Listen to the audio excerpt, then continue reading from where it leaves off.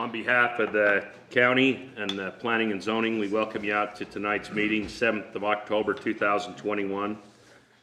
We have a very busy agenda tonight, a lot of stuff to cover. We appreciate your attendance. We're going to start off tonight with some opening comments and lead us in the pledge by Nolan Gunnell. I will make my opening comments in the form of a prayer.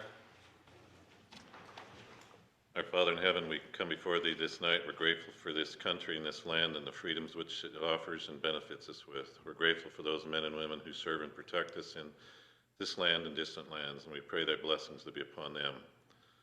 We acknowledge the government in this land, and we respect the freedoms that it offers and the benefits also. We pray that we may convene this night and do the right things and follow those ordinances and things which we know to be best. We give thanks for all the freedoms we enjoy in this. We pray and give thanks for the name of thy Son, Jesus Christ. Amen. Amen. Now if you'll stand and join me in the Pledge of Allegiance, please.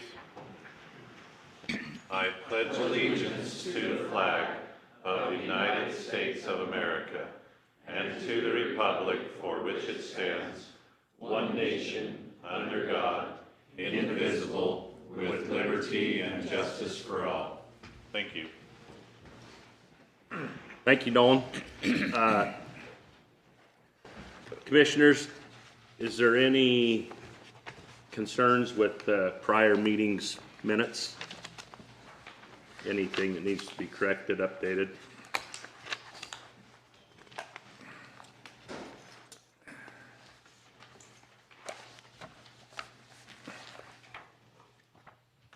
My name's spelled wrong, but aside from that, not too complicated.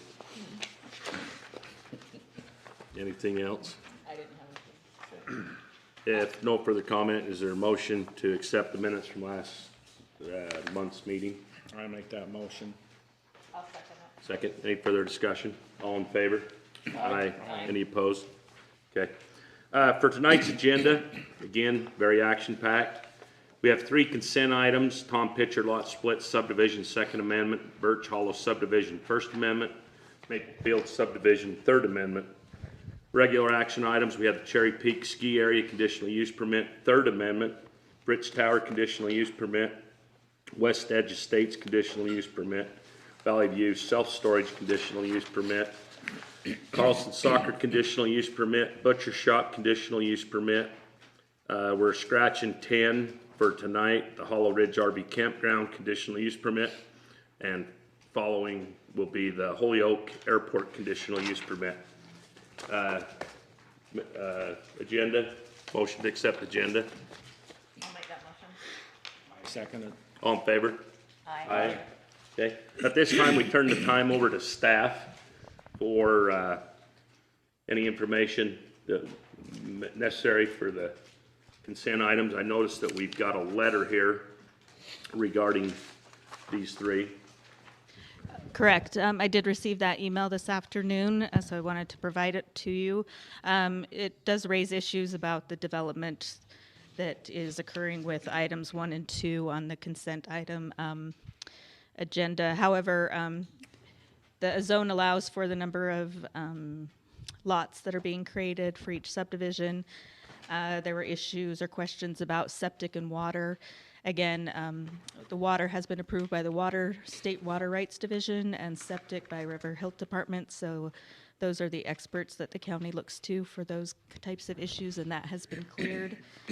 Again, they meet the requirements as an administrative item, so that is why they are on the consent calendar, and we are recommending approval. Is there any issue with question number 2 that this letter brings out?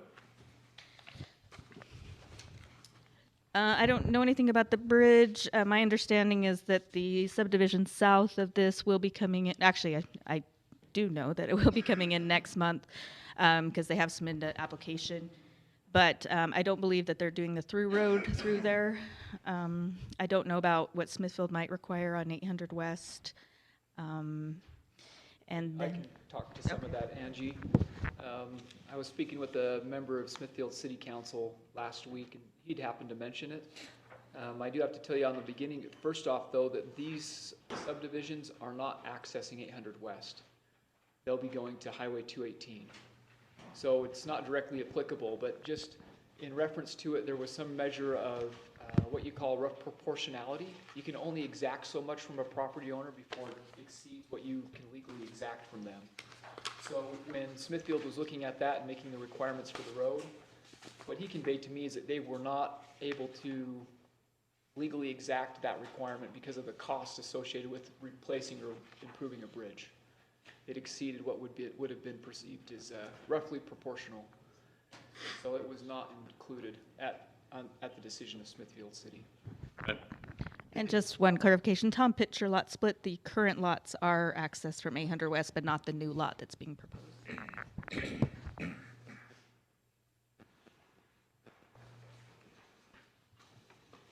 Any other information from staff?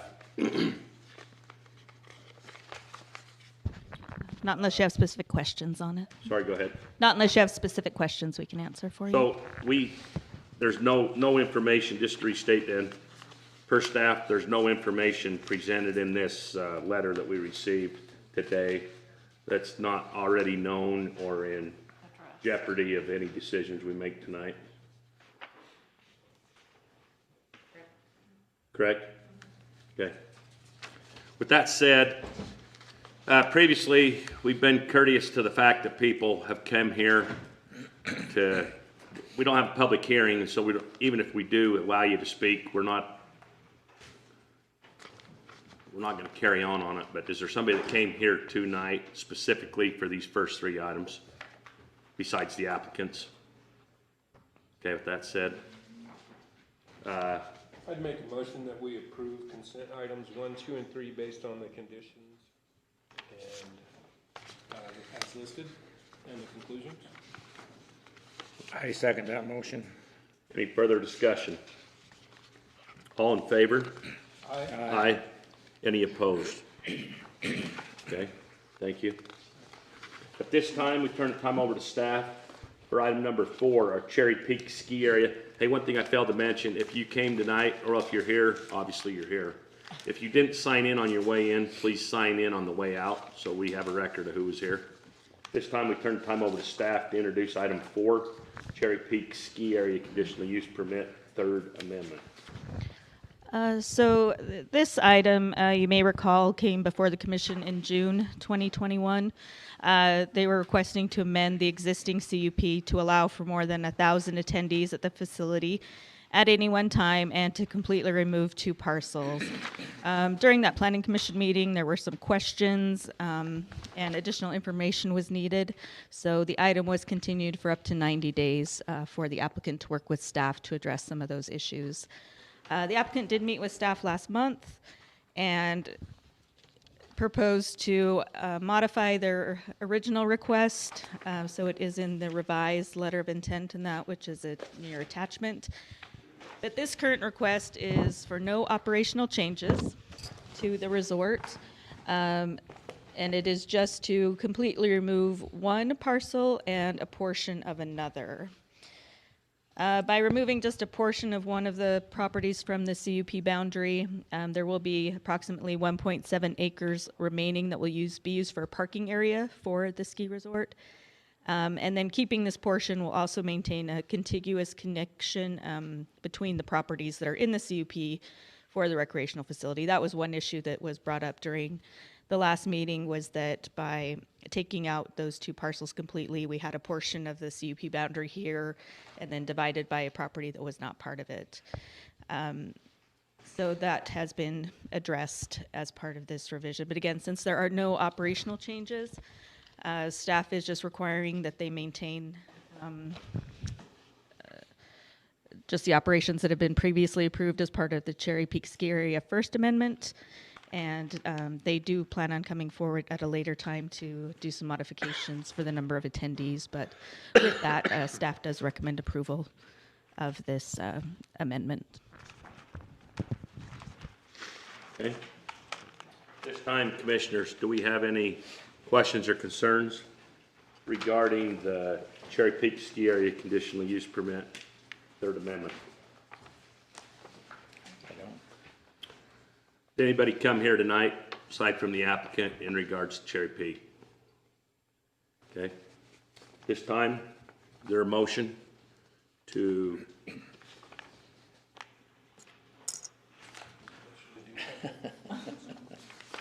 I can make a motion to I'm approve. begging. I'll make a motion to approve the Cherry Peak Ski Area Conditional Use Permit Third Amendment as presented with the conditions proposed. You have a second? I second that. Any further discussion? All in favor? Aye. Any opposed? Okay.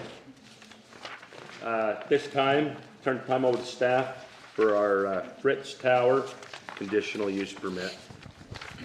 So this is a request to operate a major telecommunications facility on a 1,600 square foot portion of a 5-acre property. The county council approved a rezone in March of this year to add the public infrastructure overlay zone to the area of the property where the facility is proposed. Then the applicant, again, from June of this year, they did submit an application. However, there was not enough information to do a full review, or they were missing some of the required submittal items from the FCC. So it was continued for up to 90 days to allow them time to get that additional documentation to staff. They have done that. So a full review has been completed now. So the project, as they stated in their letter of intent and site plans, which is attachment A of your staff report, is a telecommunications facility which will be used for internet and television broadcast. Will help expand internet service into Hiram and some parts of Paradise. The TV signal will also serve a large portion of Cache County, extending up and beyond to Richmond. It'll also provide redundancy to towers at Mount Pisgah. The TV signal has been approved by the Federal Communications Commission, and the internet signals are within the bounds that the FCC allows for open public usages. So the actual facility itself will include a 10 by 12 foot structure used to house the equipment and a 42 foot tall tower. It is an unmanned facility, so there'll be no employees on site and there's no parking required. The structure is just a prefab shed kit, and the tower is also a kit package, which information is included in your packet. One of the conditions of approval is that they do need to go through still and get a zoning clearance and building permits for these structures. Other equipment associated with the facility include a television transmitter, TV relay, dish on the tower, a 4-panel broadcast antenna system on the tower, internet rack, and a spread antenna. Any waste that is generated will be removed at the end of visits for maintenance.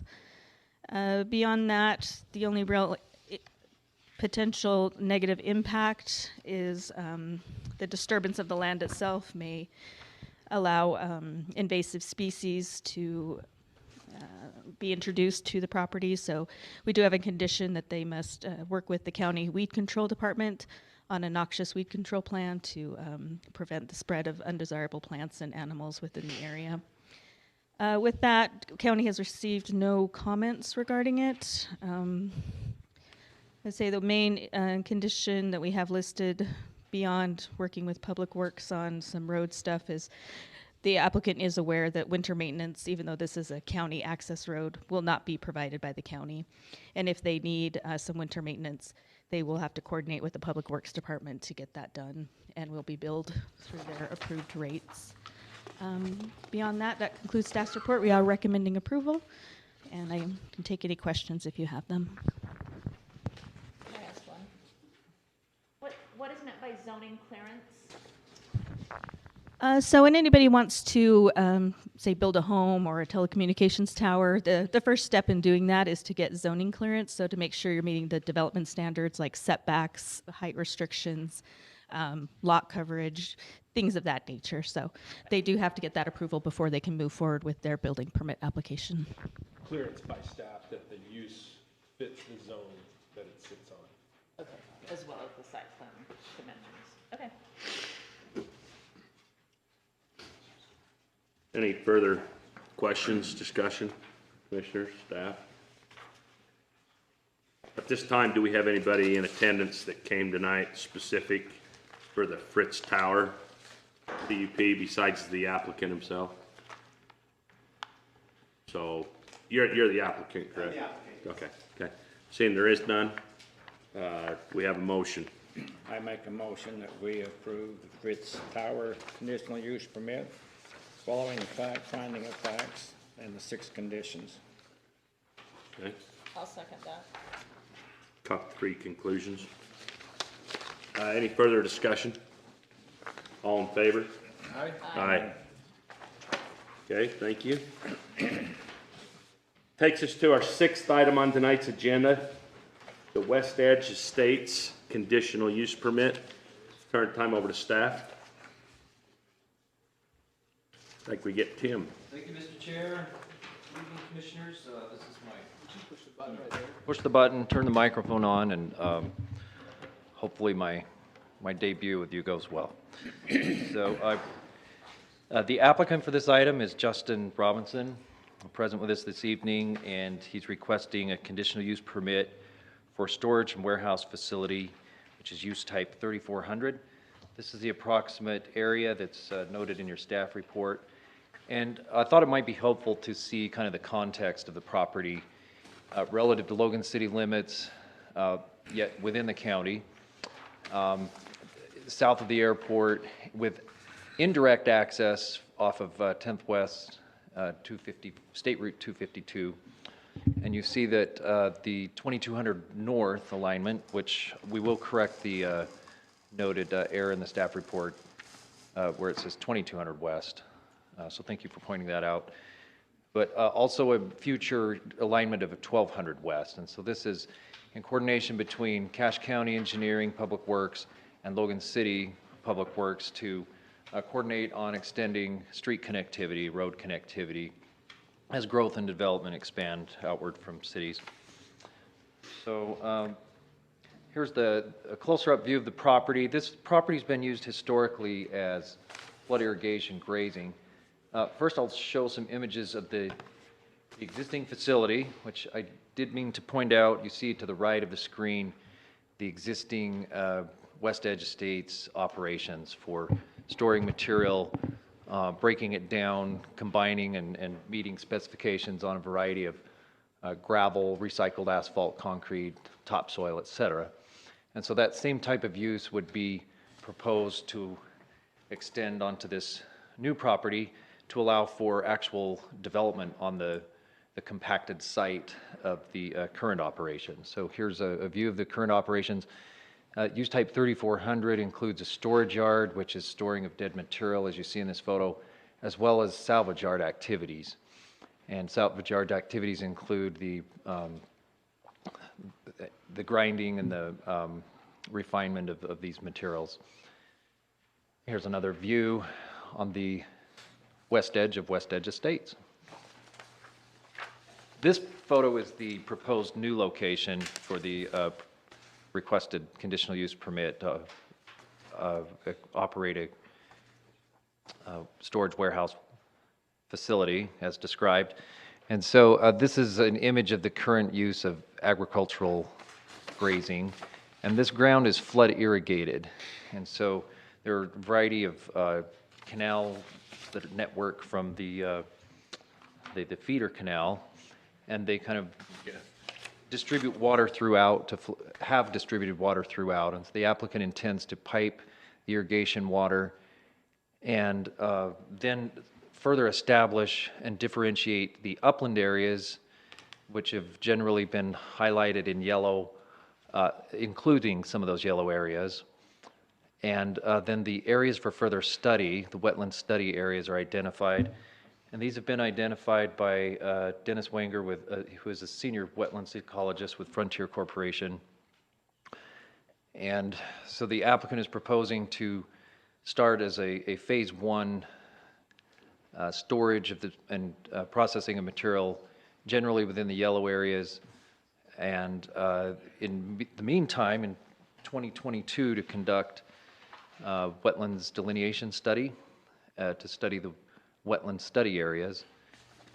And in the meantime, well, that would allow for potential future storage of material in those wetland study areas where they're determined not to be wetlands, and would also allow for full compaction and preparation of the planned 2200 North right-of-way and the planned 1200 West right-of-way. And at that point of completion of the delineation study and the Army Corps of Engineer approval, then that would allow for future full development of the roads, and that would be in coordination with Cache County Engineering, Logan Engineering, and then the regional sewer line that goes through along the 1200 West alignment. So I'd be happy to respond to any questions, and we could hear from the applicant for any specific items that might be best responded Tim, I to. just think it's, I think it's awesome what's been accomplished on this in 60 days between the applicant, the city, the county, those that have put time into what's been accomplished here. I know we originally looked at this as a 90-day, up to 90 days, and the meetings that were put together in quick time, and those that participated in making this. Thank you. There were certainly some efforts by the applicant to bring. Huh?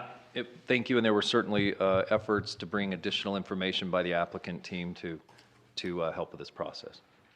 Commissioners, do we have any other questions, concerns? I'm just curious on the Army Corps of Engineer approval. I just hear that can take a year or something, sometimes to get that approval. Does he have to have that received before he can move his operations? Only in the areas where it's depicted as As a long as he stays in the uplands, wetland he's fine. study areas, is that the areas to avoid. So, and there's no problem with the county building the road across, if that ends up being wetlands? Does that affect the alignment of the road? The applicant would eventually build the roads, and the exact timing of that, of course, those can't occur until wetlands delineation and Army Corps approval is in hand. And so there's a acknowledgement and that this will be a process. And I guess if he's piping it, it won't matter, like, yeah. And then this existing sewer line actually runs on an angle similar to this 1200 West alignment, but the exact curves will be determined by planned speeds. Right now, 1200 West and 2200 North are roads that don't necessarily continue, but they eventually will at some point. So is there a marking on the upland area and the proposed area that's still going to be studied as to how that's marked out there so that they're on either one as far as where they're working for? Yeah, that's a good question. I think part of the markings will be, let's go to the conditions. Condition number 3 and 2. So 2 is to provide protective screening required for silt fencing or earth berms to prevent sediment runoff on upland areas, onto adjacent properties, or onto wetland study areas. And so there would be a SWIP plan to manage the stormwater and prevent runoff into sensitive areas or onto other properties. And so that would be addressed as part of a follow-up, more detailed plan and set of preliminary engineering drawings that the applicant would submit. And I saw that. So you're saying that the fence is all around the area of yellow? At least to separate the. Study's still got to be done? Yep, to protect those yellow areas. And the exact details of that would be approved by our staff. It's not protecting the yellow. Sorry, to Identifying. Keeping it in prevent the yellow. impacts from the yellow onto the wetland study areas. Okay. But where exactly those silt fences and berms and the like, that will be presented for review by our engineering and planning staff. So yet to be presented in a specific plan for that fencing. Correct. Yeah, one quick question now. Yes. This was rezoned from agriculture to industrial. Is there any other properties on either side that's being pursued as far as being rezoned industrial? Thank you for clarifying what I did not mention. It was zoned to industrial not too long ago, May 26th of this year. The surrounding properties to north, west, and south are A10 agricultural with no residential uses. And so they'll stay that way until somebody approaches to get them Correct. rezoned. And because there are not residential uses on the agricultural surrounding properties, our recommendation per condition,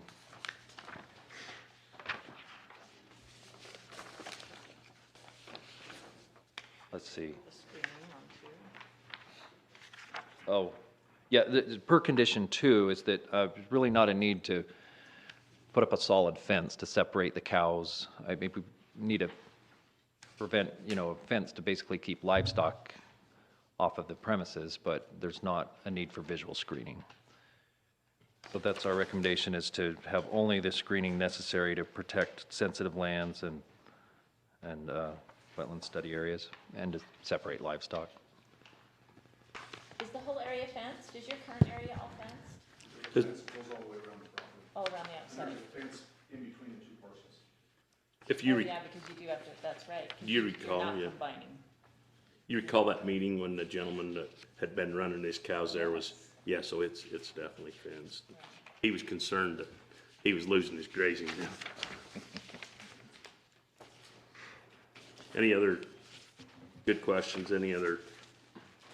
So, Tim, is the expectation that the roads will be improved by the development? But it'll be sometime in the future? Correct, and there was quite a bit of discussion between applicant and Matt Phillips, county engineer, and Chris and I, and this is really a unique setting where, to build a road and have the road be built properly and with sufficient compaction, where this area's been flood irrigated for so long, the road will be built better in the future after material is brought in, it settles, it compacts. And really this area, as much as is determined not to be wetlands, will benefit from that compaction to have more stable land development and roads and infrastructure in the future. So it's recognized that this is a very gradual road building process, and not to get ahead of a wetlands delineation study that would be required. So the conditions as noted are intended to accommodate a gradual conclusion of road development. Yeah, the reason I bring it up is typically, our conditions will say the applicant must improve these roads or whatever prior to acceptance by the county or something to that effect, so. Correct. It's not that explicit in this particular application. That's very well observed, and, really the roads cannot be planned and designed and built until the wetlands delineation study occurs. And so I think in this case, in this particular context, the recognition is that the efforts to compact and store material are a beginning point of road development. And then at a point coordinated in the future, a county engineer would determine when it's time to actually build the roads and complete them. What's what's the hook to make sure those improvements are made sometime down the road, right? If it's not made now. Yeah, the only hook that I'm aware of, Tim, is if the applicant wants to, or sees a benefit to continue to use the larger sections of the site beyond what's defined here in the yellow areas, he'd have to have the roads built first. That's the primary hook. So if he wants to use the entirety of the site, roads have to be in place. So he can function initially, start moving some things, but he won't have full options to function on the site until that's done. And so if you combine, I think it's conditions 3D and E. So 3D is going to lay out all the site-specific design plans, road dedications, any sorts of improvements related to the road. And then E is going to help us have some flexibility on how that happens. That's really the only connection there, is that wetland delineation completion. Chris, I do have a note here that I recall now to bring up, and that is Matt had suggested that condition 3E could read that, I'll just read this second sentence. Limited use of the property as described in Phase 1 is permitted, and additional use of the property as described in the remaining phases may only occur after the wetland delineation study has been completed. Approval is granted by the U.S. Army Corps of Engineers, and all road improvements are, and Matt suggests the word substantially completed, because he felt that some discretion is, he would ask the Planning Commission for the discretion as to determine that exact time, based on what he felt might be an appropriate exact point of time, because there's, so I just raised that as his suggestion, and that you would pass that discretion on to him. So that's for your consideration this evening. Just a point of clarification, so my understanding is that the road improvement was voluntary on the applicant's part, wasn't it? Because there was, that was part of all this, they had to get together, we have a copy of the letter from Logan City in here, that originally, there was really no plan prior to their wanting to do this for that road future, but the applicant voluntarily offered to put that in, is that not correct? I'd have to ask staff The that. applicant's willing to do it, but it is a requirement of the code. Okay. Well, I just wanted to clarify that, yeah, that it's good to identify it now, but I just was, that's what I was remembering, that he voluntarily offered to take care of that, so, I think it's both. good. I know these guys can build roads, so that's not a concern. Okay. For most folks, that's a big deal, but for Edge, it's. Well, that's what they're doing, their livelihood, so, good point, good thing. So did we get where we needed, do we want to change that then to substantially versus completed? If you'd like to discuss it, or My only concern, Do it as a motion. my only concern, I mean, the way it is now versus substantially would give the applicant a little more leniency pending the outcome of the, I mean, I think it would be good, is what I'm saying, pending the outcome of the core. So, how do you commissioners feel about that? Yeah, we can add that. Yeah, I think if the county side is asking for it, then I think it's. Well, if Matt's proposing it, I definitely support it. It but- really gives him the ability to make a engineering decision on Yeah. what's occurred. So, can we just make a note where our clerk's not here? Someone gonna notate that? yeah, you could just state with the, Live stream. Oh, that'll, Gonna wave to it. okay. At this, You want to add that as another condition, or, we were just gonna It's modify that This is the existing one. word okay, In that E, the last one. just on E, we'd add substantially completed. okay. Is the applicant okay with that? Is there anybody else came here tonight specifically for the West Edge Estates CUP? Okay, seeing none. This time, commissioners? So before Go ahead. action is taken, in the interest of full disclosure, I have several business relationships, past and present, with Mr. Robinson. So I won't vote on the action tonight. I'll abstain from the vote just to prevent the appearance of any kind of conflicts. Okay. Staff, is that gonna be a problem? Where there's only 3 of us? That's okay, as long as the majority, if there's a majority of the crowd here, then the motion can still pass. This time then? Okay, I'll make a motion to approve the West Edge Estates conditional use permit with the conditions listed and the one change on 3E, adding the second to last word right before completed, that it would be substantially completed.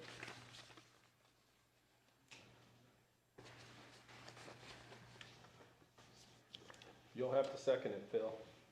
Well, I was waiting for him to ask for a second. Second? I second that motion. With the 2 conclusions. Okay, all in favor?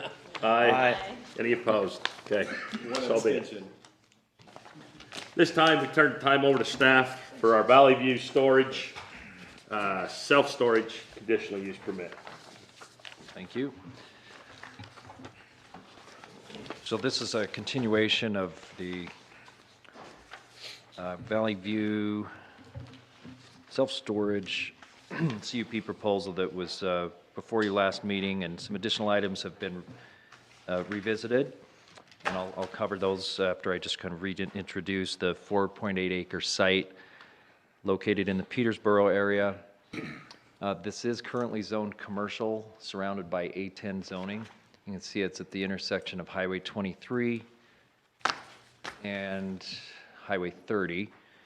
And just by way of reference, the average daily trips is somewhat interesting, at least to see the context of today's travel, at least 2019's travel along these UDOT facilities. So here's the site. Right at the corner, you see the agricultural activities, the dry farming surrounding the site. There is a intermittent stream, 3 Mile Creek, that runs through the property, at least the southern edge of the property. And here's the concept plan.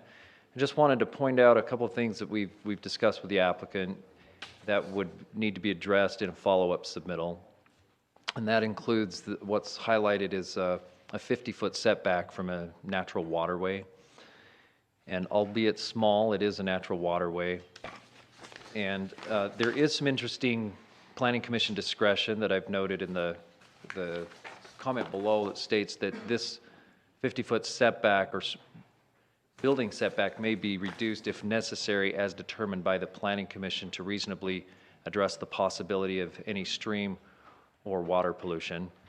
I won't attempt to define what that means exactly, but it's something that I thought would be relevant to, potentially relevant to your consideration this evening. The conditions for this. Hey, can we just ask one question while you're on that? Sure. So, with that being a UDOT right-of-way, I know we've encountered this on a few of them. Sometimes that UDOT right-of-way is a little further back. So, I mean, I guess they've got it surveyed and everything fits okay, but in the event that it was tight, can they use some of that space as part of the UDOT right-of-way?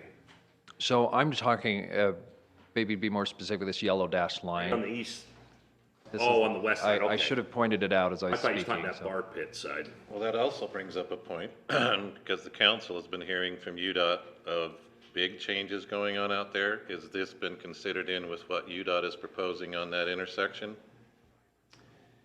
I mean, we're talking huge. Yep, it has not.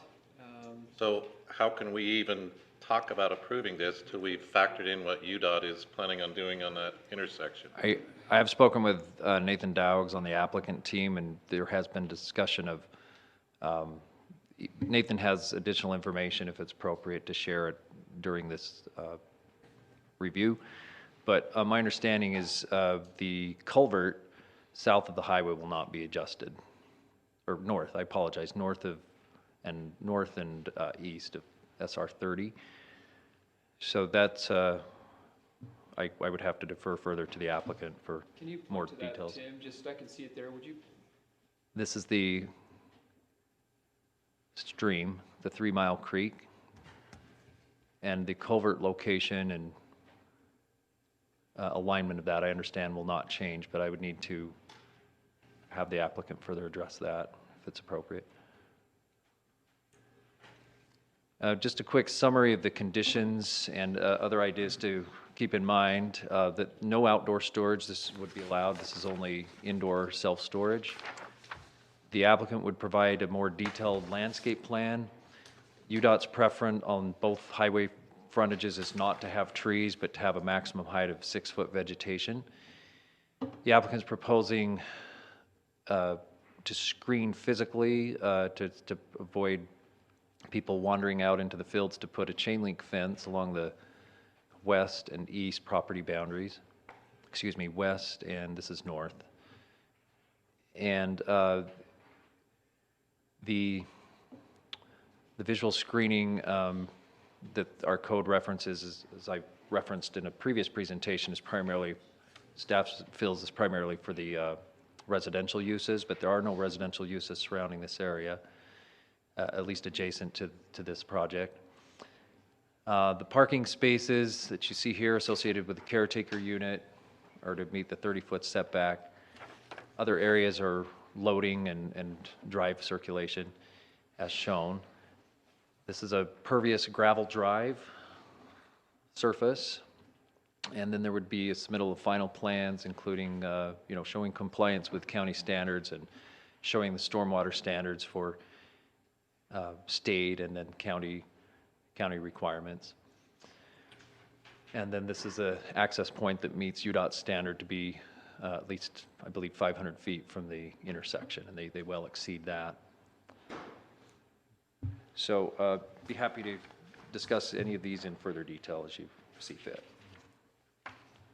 So as far as like the sensitive lands, how do you decide, like on that west edge, he's just gonna pipe that waterway, and on this one, they have to stay 50 feet away? What's the difference? So that was a feeder canal on the west edge, and this is a natural waterway, so that is the distinction. Man-made versus natural. Yeah. Okay. Is the whole property being fenced in then, or just those two sides? Just the two sides, and it's about, it's a screening requirement when adjacent to A10, RU2, or RU5, between commercial and those zones.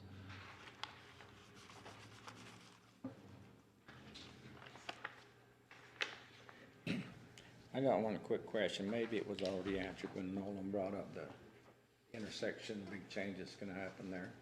But has there been enough room left for the right of way for the state road? They had to do a pre-application. 'Cause I know they're gonna do some upgrades on that highway, and I just don't know if they've left enough room for You know, expansion of the right of way, or. the county code would require a 30-foot setback from the right-of-way. In this case, the constraint is a 50-foot setback from the natural waterway. And so it does impact a few of those buildings, and the final site plan to be submitted would need to address that. Sounds like the applicant can address the UDOT questions. So as far as that 50-foot setback, like it's not just those bottom couple buildings that cross it, it's the gray area as well. Like the drive areas should not be able to be in that 50-foot setback either? It's only a building setback, and then there's a 100-foot septic system setback. So septic system would not be able to be within 100 feet, which I do not have delineated here. Yes, if this. You just double that distance. So the gray area is fine, and Gray areas, it's just those couple corners of buildings. as the code's presently written, correct?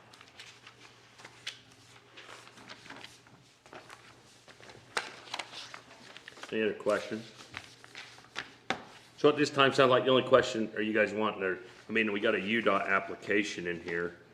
Do we get a response? Why don't you come on up to the mic and tell us your name?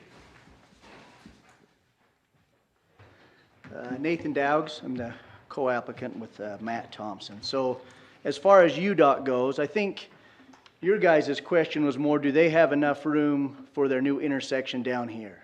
Not really with the 50 feet from the stream, is that correct? Yeah. So, Just you, knowing that they're wide. right, so about maybe 18 months ago or 2 years, they took a 1/4 acre along the south end of this piece already.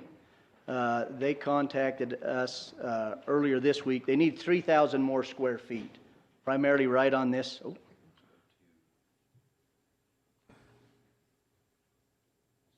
That might be helpful, use it the south side. Well, of our piece there, yeah. I think that other map was good. That's okay. So, yeah, they just need a little bit more right on this corner, so we're meeting with them on that.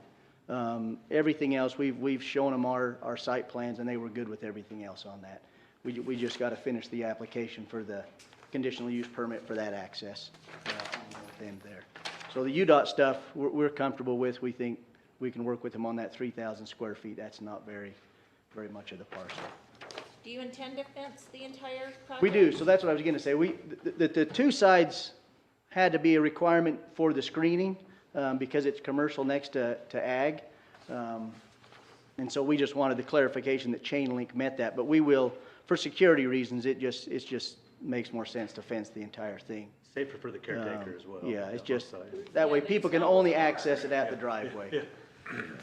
But just one thing for clarification, item number 8 in the conditions, I think resolves any UDOT Yeah, yeah, Because right, yeah, UDOT's gonna Prior have to your approve permit, everything. you've got to get approval Yeah, from so them if they anyway, end so up needing a more than that 30-foot right-of-way along Highway 23, we would have to, it's covered in. building, yeah. It's covered, so. right, to yeah. get that in there. Remind us what's your first phase buildings? Is The it all first phase is buildings? the east 6 buildings. Oh, the east. So you can, yeah, you can kind of see this dashed line they put through there, right? If I can keep it steady, right there.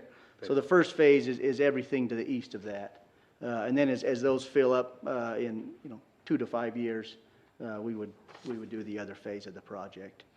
And we're okay on this, to get the 50 feet, we'll take 2 units off this building and 4 units off this building, so we can meet that 50-foot setback. The one that we would like, to get the commission to make a variance for, whatever you want to call it, because you guys can have a smaller thing. So it shows right here in the middle, which it can be up here a little further away. So this is our 30,000 gallon storage tank for fire suppression. It will be a buried tank. And so we're going to have to get a permit from the state anyways to work within 30 feet of that stream. And so we would have a permit for any water quality concerns during construction, but that will be a totally buried tank. And so after it's in and covered and revegetated, the water quality aspect, which is what that 50-foot setback is there for, really isn't going to be a factor. So we would like that in there, that the water storage tank can be within that 50 feet of that perennial stream. And that stream only flows on wet springs, and then not very much. I mean, it's maybe as wide as this desk and 2 feet deep. Not that it's worth it, but if you wanted to, you could just, as part of your permit application, you could just move the stream, so. Well, the problem with that is, one, I don't think UDOT's, we're gonna ask UDOT about that, Yeah. putting that culvert closer to the intersection. They may not be real happy about that. Just tweak it. Yeah, One end. and so the county, is doing a great big study on that watershed right now, from there all the way to Hiram Dam, the Wellsville-Menden, PL 566 project. So there's a lot of work that's gonna be done from the highway upstream on 3 Mile Creek that may affect the flow. So we're meeting with UDOT on their culvert right now, because we do think there's some things they need to fix there, so it comes through there better. So we're gonna meet with them and see if that may be an option. But between the Army Corps and the state permitting, if that's a year process to move that stream 20 feet, it may not be worth it for us. We just take a couple units off. You're saying that only flows in the spring, on a wet spring? Yeah, it didn't flow, it never flowed this year. Not this year. Yeah, it didn't flow this year, because you have to get a pretty good runoff and rain from, where Autonomous Solution is. Yeah. So that's where this stream originates. And so unless you get a lot of rain, it disappears before it gets down here. And so, yeah, it's water quality wise, I mean, even those 2 buildings, I think being within 50 feet, there's really not a real water quality issue there. Everything's gonna slope to the north to our stormwater retention ponds, not into the stream. But if we need to shrink those buildings up, we can. You'll do what you need to do, but like, you could also just change your phasing, don't build the buildings that are in the conflict now, or something like that. Yeah, we could. I'm not Right. telling you, I'm Yeah. just saying there's Right. other ways to get around this Yeah. 50-foot. So that was the biggest thing we were, though. I mean, those 2 buildings, we can adjust to meet that. It's just that buried tank that we don't feel like there's a water quality risk once that's installed, especially if we're doing it not in the spring when that stream might be flowing. There'll be a silt fence along there. I'm sure our stormwater permit's gonna require that during construction anyways. But just to clarify your question, you're looking for, So we're looking on, yeah, and I'm trying to find in here, I don't even see in our conditions. I mean, we identify the 50 foot, but and so, our concern is above ground, correct? So there shouldn't be any implications, staff? What's your thoughts on that? Tim had a couple questions. He wasn't sure if below ground met the definition of a building or structure or not, when we were talking the other day. It does. So he's deferring on there, It so maybe he does. found it. It does meet the requirements of a building or structure, but it is clear in the code that it gives the decision-making power to the commission to determine if the 50-foot setback is applicable, specific to if it can reasonably address the possibility of any stream or water pollution.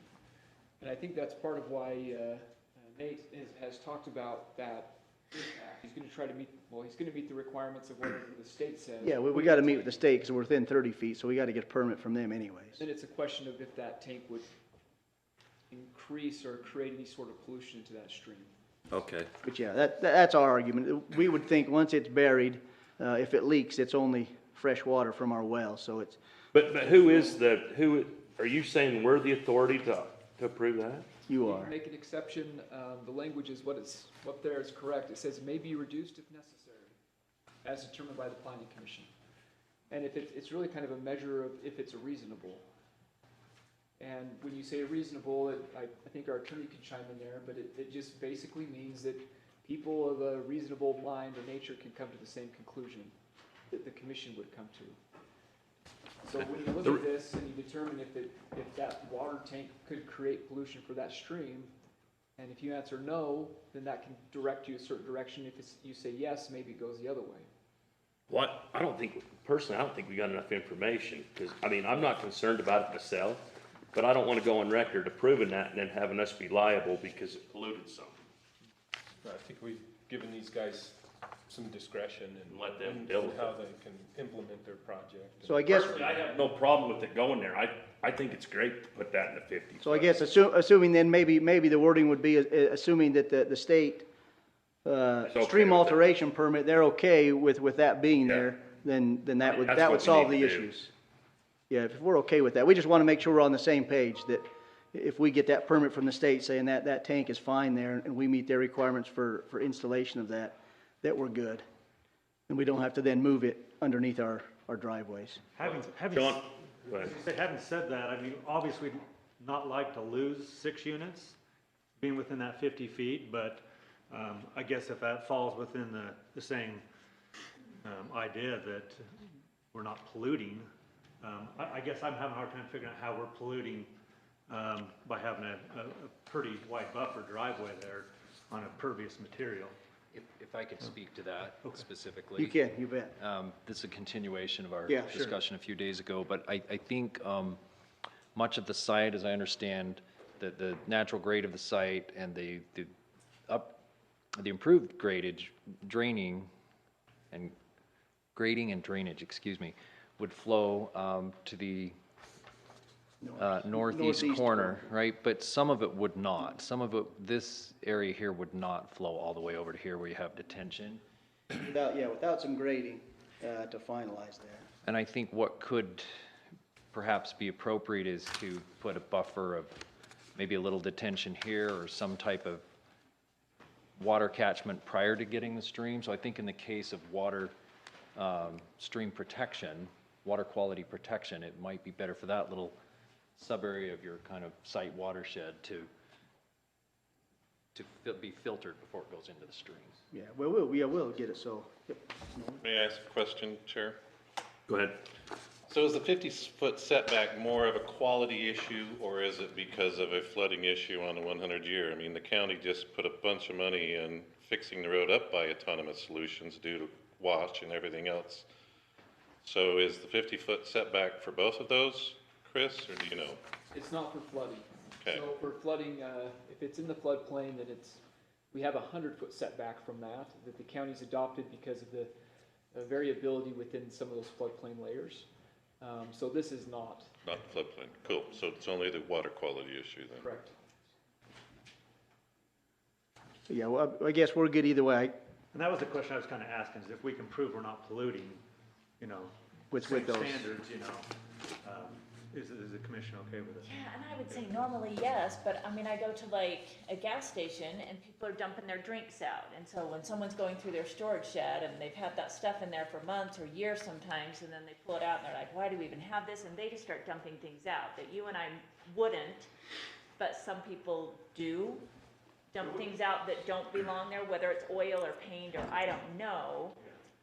It wouldn't be any different if they dumped it right out on the driveway and it ran into our retention ponds and went right down. It wouldn't be any different from that. It'd be the same thing. For me, I wouldn't be comfortable, making an exception, because I think you have a few options that you can explore to work it out and not lose units Yeah, too. we're willing. We're just asking the question if that is a reasonable Well, we're talking about I'm two just one things. vote, so. Yeah, we are. Just to clarify though, we're talking about two things. We're Yeah, talking about one's the buried tank and one's the buildings. I don't have a problem with the Yeah. tank. You're fine with, okay, that's what I It's wanted to the clarify. 50-foot setback of structures. Okay. Lance, our engineer, he might be able to answer some of So that. typically in stormwater pollution prevention, right, the vegetated 50 feet is sufficient, right? Or you have other means to protect those areas as far as pollution goes, right? So a 50-foot is a good solution because that's all vegetated, right? But you can do physical restraints that then prevent anything going to that stream. And if, as Tim had talked about, the natural drainage, if you look at the we don't have it on here, but we submitted it in a different site plan, but the contours basically go from the top left down to the bottom right. So if, to go back into the stream the way that we have our grading plan, you would have to run the water uphill. So for example, of you talking, dumping things on the stream, it's got to run uphill into the way that things are designed in such nature.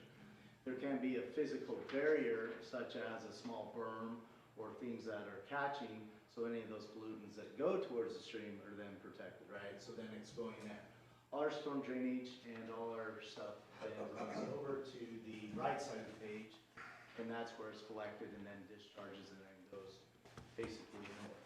That's the way the natural drainage goes. There's 9 feet of fall to that. So there's to a that. small little depression for 3 Mile Creek, and then it kind of runs that way, but that's just kind of gives you a natural thing. So you have two things there that you think, and I think it's a good ordinance as far as protect this, because it's a vegetative, right? 50 feet is a good vegetative protection, but you can also do physical structures such as berms or other things that prevent that. At the same time though, we have to be consistent with the codes and the ordinances. We had an applicant here last month that I've already heard about with that 50-foot, that they were not happy with it. So we can't tell them they gotta do it and then let it go for That's somebody the- else. That's the only concern I have is just, setbacks. They're in the code for reasons and maybe avoid giving exceptions unless it's an extreme circumstance. And I think in this case, they've got some options that they can work with to avoid having to lose units. What's legal or staff's thoughts on that quick? I'll draw a quick distinction. The last 50-foot setback you talked about was a required hard, no exceptions requirement for that dog kennel. And there was no flexibility. The commission did not have the ability or authority to amend that. Can you just clarify real quick why? Because the definition for that use, Commercial use. for that specific use, requires a 50-foot setback. Okay. This specific setback is only relating to that natural waterway, Oh, and it's a different section of code, it's a different requirement. So for example, if on that dog kennel property you had a natural drainage in addition to the 50-foot setback, you would have both of those scenarios where one would have to be a hard and fast 50 feet and the other one could vary depending on what you felt was reasonable. So in this case, there is not a hard and fast 50-foot setback rule unless you feel it's important to retain that, as Mr. Sands has pointed out. It's very much up to the commission to determine what they feel is a reasonable expectation for that drainage. And another thing that's been brought up is the applicant does have a potential ability to shift that drainage, so the top of bank is no longer impacting their proposed layout if that stream shifts and wanders a little differently than it presently does. But again, that means they have to go back and they have to get some additional permitting to make that work. But you have the ability to say, look at that underground storage tank and say, you know what, we don't think there's an issue with this being a polluting facility or use, but maybe we have some concerns with the structure, so we're not gonna permit those. okay. You can make whatever determination you feel is reasonable and appropriate, and I think if you support it well, I don't think there's an issue. And Chris, But that's, Thanks for that clarification. I don't have anything to add. That was great. and I just have a clarifying question. Is my understanding correct that the determination of a 50-foot setback reduction could be delegated to staff as we see more detail and information and feel that the stream is being adequately protected with the more detailed design? Is that appropriate, or is it better to make that, I think that's gotta be here. that's got to be here? Okay. I wouldn't delegate that authority because the code doesn't let us do that. Thank you. Okay. The applicant make a proposal. Okay, so we got a lot of things flying here. Commissioners, Can we make a proposal? Do we have any other questions for the applicant? Does that stream go anywhere when the surface is there? Where does it If enough water run, it dumps into Cutler Reservoir about a mile to the east of that. And you've seen it do that? Yeah, I don't know what year. Some years it goes, because when it goes across the road, I think onto Roundy's dry land there. But it's just with the runoff in the It's spring. opposite of any stream you've seen in the valley. Most streams start small and get bigger. This one starts big and gets smaller. And no one has been able to figure out why that is, but it loses water for some reason as it gets closer to Cutler Reservoir. So it takes a pretty good runoff year to get that to carry water all the way down there. But it will. It'll get all the way down there on really wet springs. But if we were to come back with a proposal of a berm all the way along there to mitigate any potential risk, would that meet yours as one of the potential options if we can't get a permit to move the stream in a reasonable time frame? And we'll meet with Darren and see what he says, but. Right. No, I mean, to me, I look at this and, I mean, you guys rightfully so have maximized the absolute number of units you can put in there. And we're talking about maybe losing 1% or 1.5%. Yeah, I mean, 50,000 a year. yeah, losing those 3 units, each unit is roughly, so if we lose 6, each unit's roughly $1,000 a year that you can lose. So, Sure. over the long term, it's a loss, but. But you have you have options that you can implement, that. We have If you really want 100% of the units that you've put in front of us, you can make it happen. It might be a little bit more work on your part. And so, for me, I don't want to start down the road of giving exceptions for setbacks like this. So that's just me, though. Yeah. That's not Yeah, everybody. you're the decision makers for sure. I would be fine with the berm and keeping the buildings as is. I would like the berm in there. Or could we just add that to the conditions now? Instead of having them come back? Right. Yeah, we would just adjust the conditions. I think so. So you'll need to do two things. You'll have to add a new conclusion that you've resolved to amend the 50-foot setback to accommodate whatever. And then you'll have to add that condition to require a berm be in place for whatever distance and for whatever height as appropriate. If you want to send that back for engineering review, that could work. Well, that's my only concern. If we were to allow that, who would oversee that? Is it the county engineer in conjunction with their engineer, or is it just staff? Yeah, probably. Just staff? Not just. It would probably I'm trying to clarify though, because who's gonna, It would probably be Matt with part of our stormwater The county engineer would review that as part of the stormwater review. permitting process for the county. so do we gotta put, I really respect Chris's experience and his expertise. My only thing with this, as you clarified, if it's not a black and white, apparently the last one was, which is, I was thinking that this was black and white, so I didn't want to mess with that. But I tend to, as long as somebody in a professional opinion says that it's not going to cause a problem, and whether that's the people that approve them moving the pipe to start with or what have you, it'd be nice if we're going to do that, just to put who's going to check it off and be done with it. The only challenge I see, since I don't have Matt here, I can't speak for him. So preference would be that Matt has chimed in, like our preference is they've put the proposal before us, we review it, we make sure it works, we let you know what our opinion is. That usually is a more helpful process for the commission than saying, yeah, berm looks like it'll work, let's move it forward. When I haven't the expertise to say for sure, yes, that'll work. And I don't have Matt here to pull up to check, and we don't have a plan set in front of us that verifies that works for the existing So proposal. the two options are then, approve it tonight as is with the 50-foot setback, or say you gotta come back again after Matt's Or agreed. you could word it, could we word it that we can leave it as is with a berm if county engineer approves that final plan?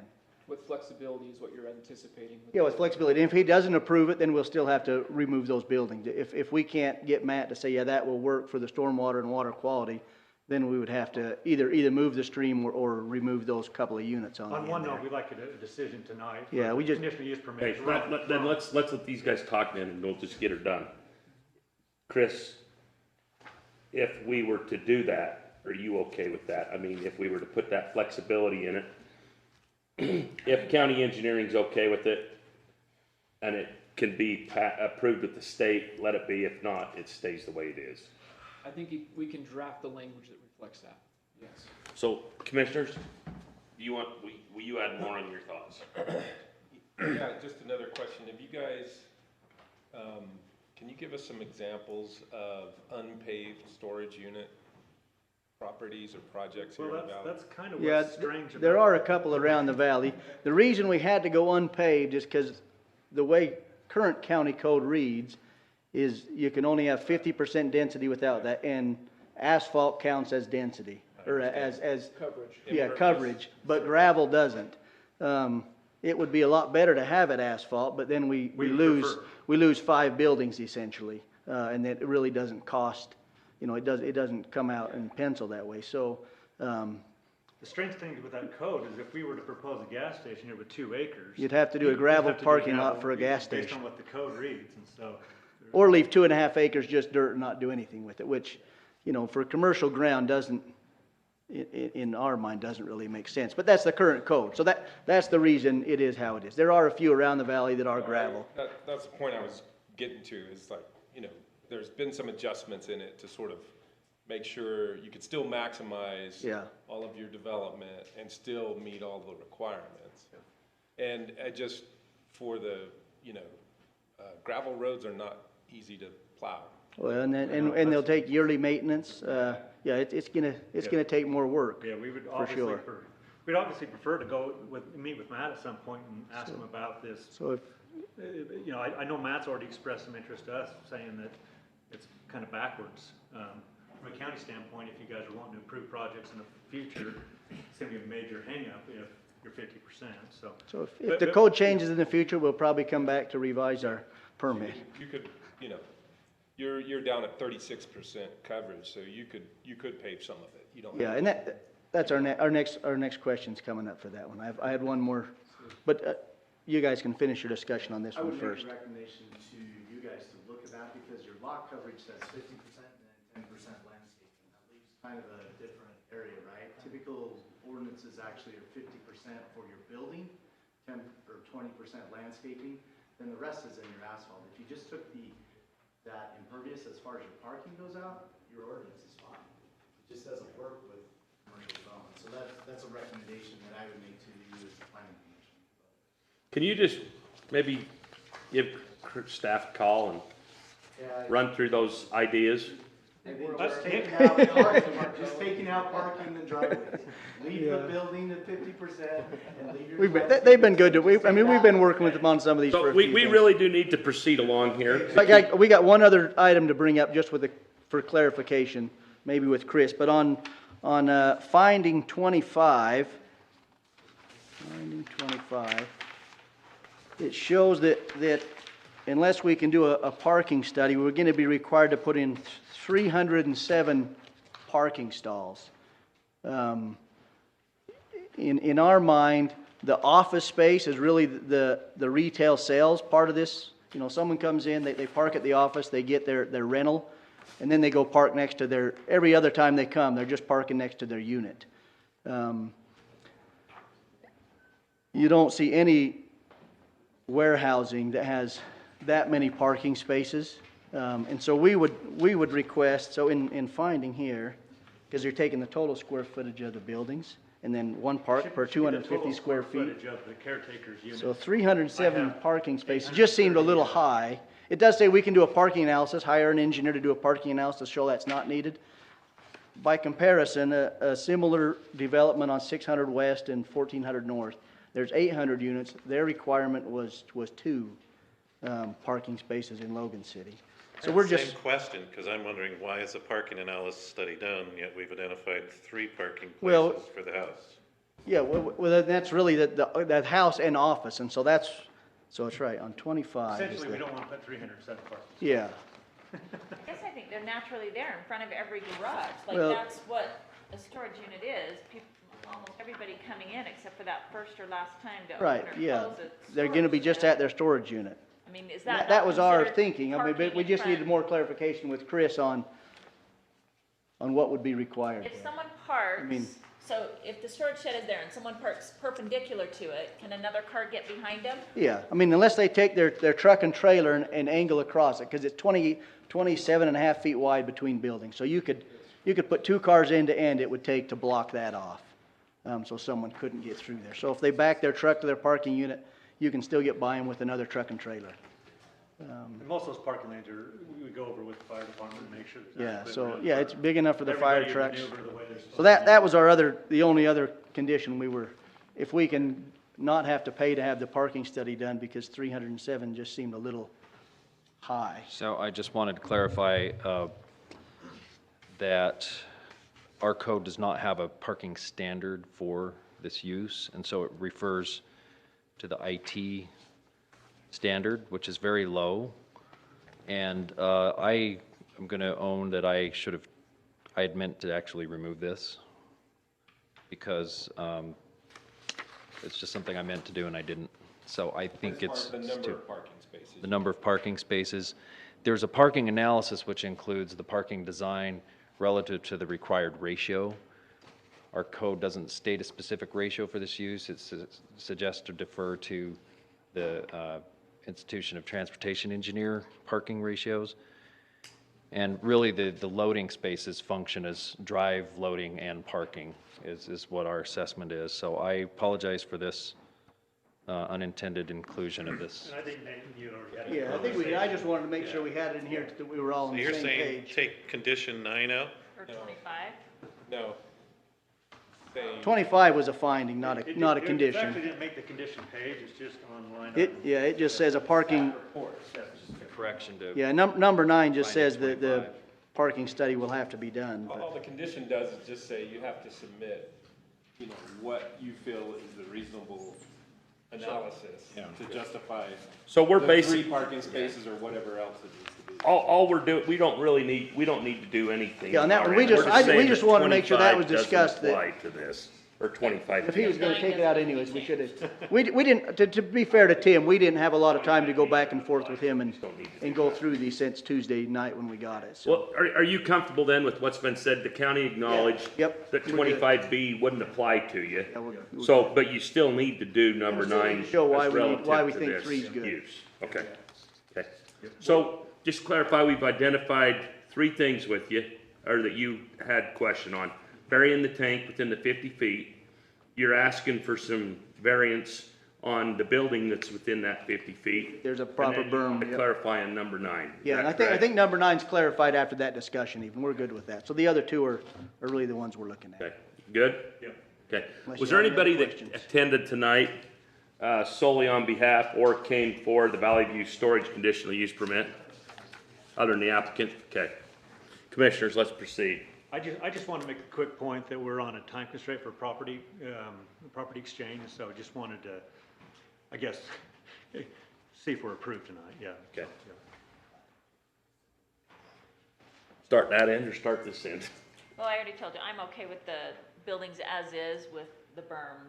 I have no idea how big a berm or how wide or how long, but the concept of a berm to reduce the 50 foot is fine, so I don't know if we can put that in there such that someone else who knows. So if we're in agreeance majority on doing that, would we be okay to put pending approval of the state and the county of an applicable separation device? If that was put in and approved by both the state and the county, we're okay with it? I am. I can wordsmith that language. If I have the general gist of what you're trying to say, that the intent, well, there's 2 pieces. The berm is specific to the structures that are the buildings, correct? The above-ground structures. The above-ground structures. And so the language there would be something along the lines of, if determined to adequately protect this natural waterway from pollutants, the 50-foot setback may be adjusted to Accommodate. to a reduced distance to accommodate the existing above-ground structure, something like that. We'd actually need that wording twice, though. We'd need it, because I'm not fine just saying put the tank in. I would like the professional opinions to agree that it's okay, but I'm fine if they say it is. How do you guys feel? The underground tank is not a concern to the county within the 50 feet, right? For how our code defines it, it could be. It could be easily interpreted that way. The county doesn't define structure, the county defines building, and under the definition of building, it says a structure, and then details something with walls, roof, anything that Right. contains So anything. that to me, I don't think the tank, they have to go through the permitting process with the state for the tank. When I someone then puts, leave it off. Because it's underground. Okay, leave it In my off. opinion. yeah, when someone puts in a Setback septic doesn't tank, apply they're to not it. getting a zoning clearance from us. Okay. So that's, Okay, so- that's the closest reference I have. Chris, you're okay then putting that verbiage in? Yes, I hope Megan's listening, so we can replicate it Well, perfectly. our concern is that the state approves it and the county professionals approve it. Correct. And if it's determined that those folks don't sign off, then the berm's a no-go and there's no exception for the 50-foot setback. Is that correct? Okay. Phil, how do you feel? Sounds good to me. Okay. Chris, have you got any more input on your side? Okay. At this time, do we have a motion? I need to make a clarification before a motion is made. Presently, there are 15 conditions and 2 conclusions. You're going to need to add at least 1 or 2 more conclusions and potentially 1 additional condition to accommodate what you just said. So when making a motion, please keep in mind that don't specify a certain number of conditions or conclusions, just specify perhaps the conditions and conclusions as noted, plus the additional conclusions or conditions required to accommodate consideration of a 50-foot setback. So restating that fast. He's just saying. We're not don't- gonna say don't say 15 six. conditions, Right. 2 conclusions. We're just gonna say we approve it with what's been discussed and potentially proposed pending county and state approval. That's great. Okay. If you follow, Why don't you make that motion? go for it.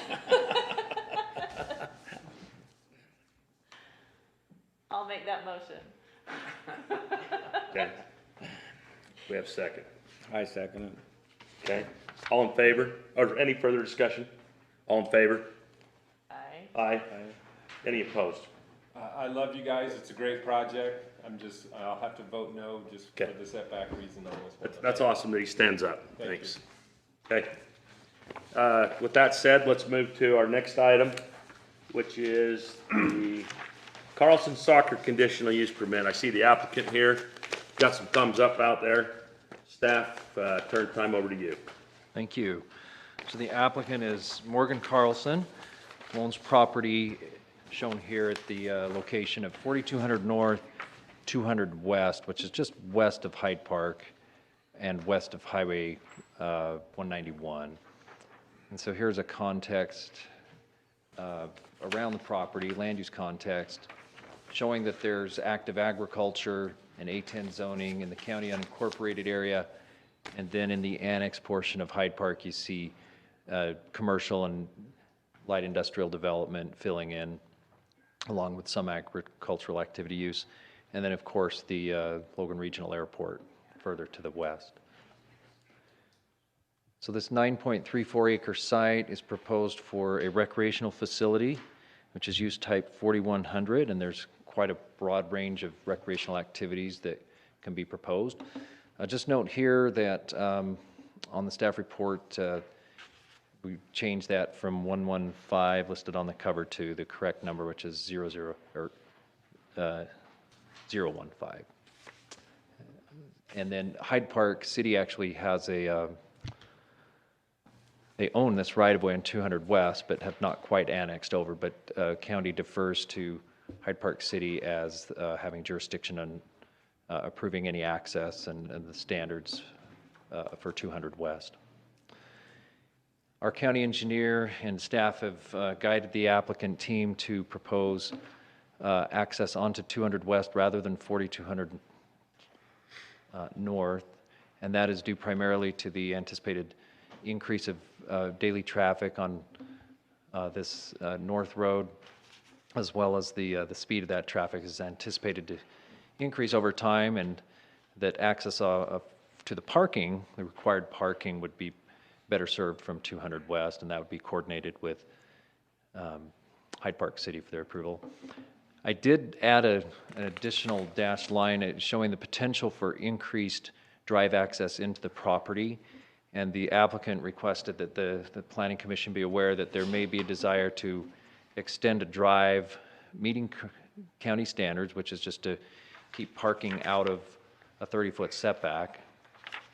And this would be intended to maybe accommodate those with disabilities or elderly that need some additional drive to watch a game or transportation to a closer point. So I just want to make clear that that could be accommodated if it met our standards, and it's not an expansion of the use, but as flexibility. So I just want to express that request by the applicant. And the conditions summarized here, that between 115 to 122 parking spaces would be sufficient to support 3 fields operating games simultaneously. And this is based on the Institute of Transportation Engineer parking manual, which found other fields averaging 42 spaces during tournament and simultaneous games, and those tended to have also park and trail facilities with them. Where this is a private facility and it's only about soccer and soccer training, staff's recommendation is that this range of parking spaces would yield anywhere from, I think it was 38 to 41 spaces per field for simultaneous play. And again, the access onto 200 West and stormwater requirements, generally shown that the detention area would occur at the low point, the low corner of the southwest corner of the property. And then a protective berm, fencing, or screening along 4200 North would prevent errant balls from projecting into the right-of-way and support keeping these visitors safe. And then trash pickup and trash bins provided at a location similar to F, where it's easily picked up and accessed by the visitors. So any questions or discussion? Happy to respond. I have a question. Yes.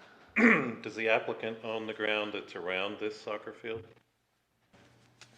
No, he does not. So we're talking of fencing on against the errant balls going out there. We just talked about somebody having to fence around a commercial thing. What are we talking about fencing around the rest of this perimeter to the adjacent land? There's not a standard that requires the fencing the way that a commercial use would require. And so I think Because it's recreation, is that the difference? it's recreation and, yeah, And the zone. and the A10 zone, yeah. It's just not required in the code. The commission still has the ability to impose conditions if there's a perceived and reasonable impact that can be mitigated. So the question might be also is there an impact to the neighboring properties if a ball is kicked off site, and is there a reasonable condition that can be imposed? Well, that's why I wondered who owns errant balls on one side for protection, but if that's a hayfield or anything else, protection of somebody going out in there or whatever else. So it just seemed we talked on the commercial side, zoning difference, but still impact of people or whatever else around there, so.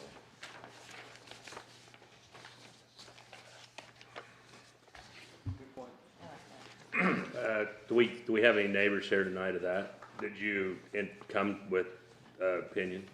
Okay. Okay, well, let's give you just a minute on that. We're just seeking out the, any other questions? Good I think question. for the applicant. Huh? I have questions for the applicant. Okay, you as well? Yes, yeah, the applicant. Okay. You mind just voicing them quick so they can be thinking about them? For the applicant, I would like to know how you're going to enforce no parking on the 4200 North, just because we have other fields in Hyde Park, and it's just the most convenient place when it's raining or bad weather to park along that side and watch from that side. I thought it was a mortuary. Oh, I didn't say that. Go ahead, Phil. Same question. Well, so- I have another one, though. Oh, go ahead. I guess I'm surprised that you would have so much of the retention pond on the playing fields. That seems strange to be willing to play where it might be pretty wet in the spring. Good questions. So, why don't we let the, We can answer two of those. huh? Yeah, we can answer that. Okay, why don't we let, Mr. Mickle come up, and then maybe some of what he says the applicant can respond to as well.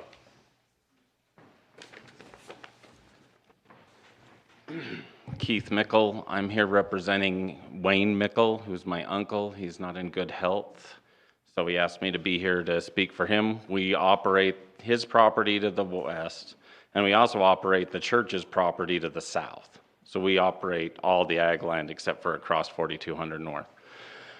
We have no real complaints about what they're doing here. You know, if it's an allowed use and the county has the ordinances and they've gone through the process, we are fine with their use and we have no complaint that way. Our concern comes from experience of running farmland next to recreational facilities like the one in Hyde Park. We used to operate that property, and when Hyde Park put in a playground, I'm going to put it this way, I've been president of a number of irrigation companies for a long time, and you may believe history of how the pyramids were built, but this is how they were built. They were built by bored children. And that's because we will pull structures and things out of canals that the maintenance people for cities will swear it was heavy equipment that put it there, but no, it was 6 to 12-year-olds. They may have adults playing games there with their children, and they're not paying attention to their children, and we currently have mazes carved in our standing grain, mazes carved in our alfalfa. When the wind blows, they don't shut their garbage cans, or the people just leave their trash and it blows into our fields, and we put up a high quality product that goes back east and is quite expensive by the time it goes there. And they don't like opening up a bale of hay to have a Maverick cup or a wrapper from McDonald's or a soccer ball box. So we just look at it and think that's a commercial. To us it's commercial because I'm sure they're not operating it for free. But I think that, as with Nolan, that there should be at least a 6-foot chain link fence around protecting our property from people driving into it, walking into it, children getting into it when we're about to cut hay or grain and we don't know they're there. We have a nightmare. Heaven knows we hit baby deer in our fields. We don't want that to not be something more precious to somebody.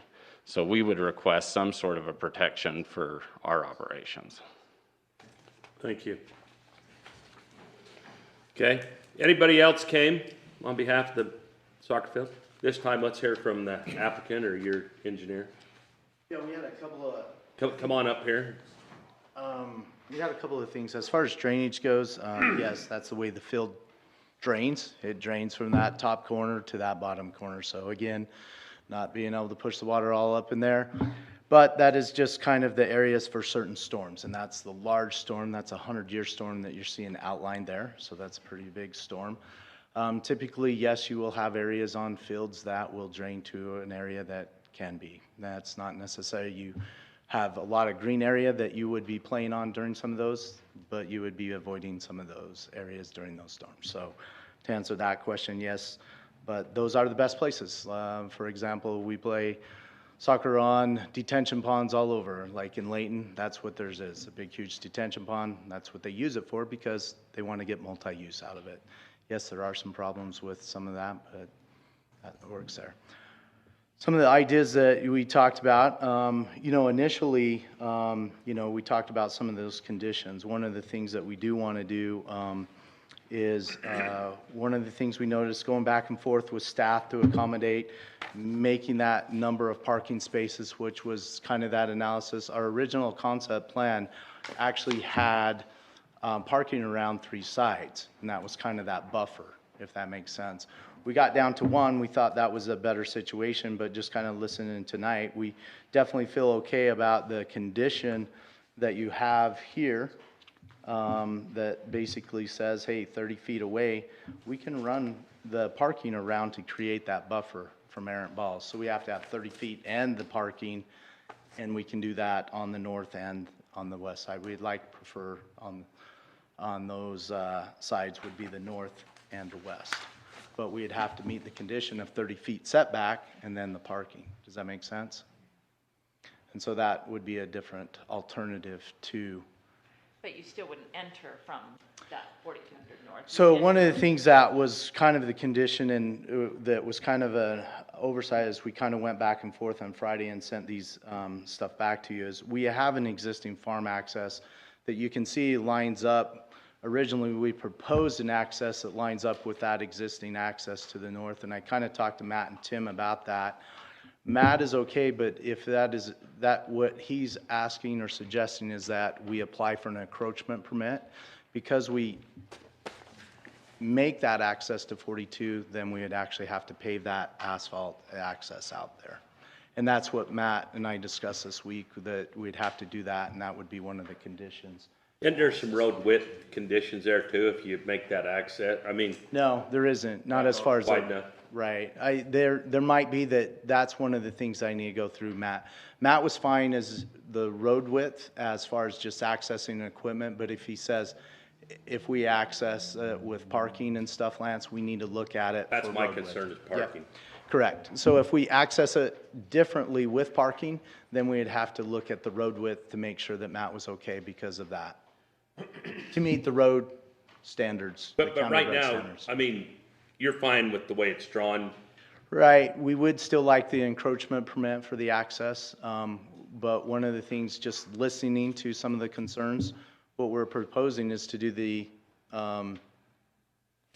parking. If you just take that, we'd narrow it up, meaning you see that parking is a double with a drive line or drive aisle in the middle. We would just take the one parking on the east side, right?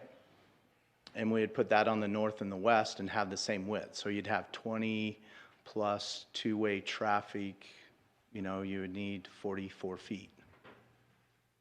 So that 44 feet is that buffer plus the 30-foot buffer around, and we would just submit it. But as the way your conditions are, I think that we're okay to do it. It's just, there's one piece of the language that says similar to what we have there. I don't think we can approve it tonight any different than it's presented unless we've got the facts and the engineering's, everything on that road. What's staff's thoughts on that? Yep. So, Comment on this, sir. yeah, so we went through a review and a revision process to meet the code standard that parking spaces cannot be any closer, that they cannot be within the setback. A drive could be, but parking spaces cannot be. So if parking was over on this end, it'd have to be setback 30 feet, then the parking spaces plus a drive. And what I thought was a great solution by the applicant team was to combine it and be more efficient here, to leave more flexibility and play space over here. So I thought that was your latest good concept that was presented and still met our setback standard for parking spaces. Also addressed the engineer's concern that a preference to have all of the parking access from 200 west rather than 4200 north, although it's not it's just a preference, not a code standard. So, but in terms of the fencing comment that I heard, it's less about, it's not only about park and errant balls and a parking buffer, but it's also about kids kind of running out in fields and impacting. So that's, I don't know if the fencing belongs in the same conversation as the parking location. Fencing's on the west and south sides is a new concern that's been raised this evening. What about the fencing, Lance?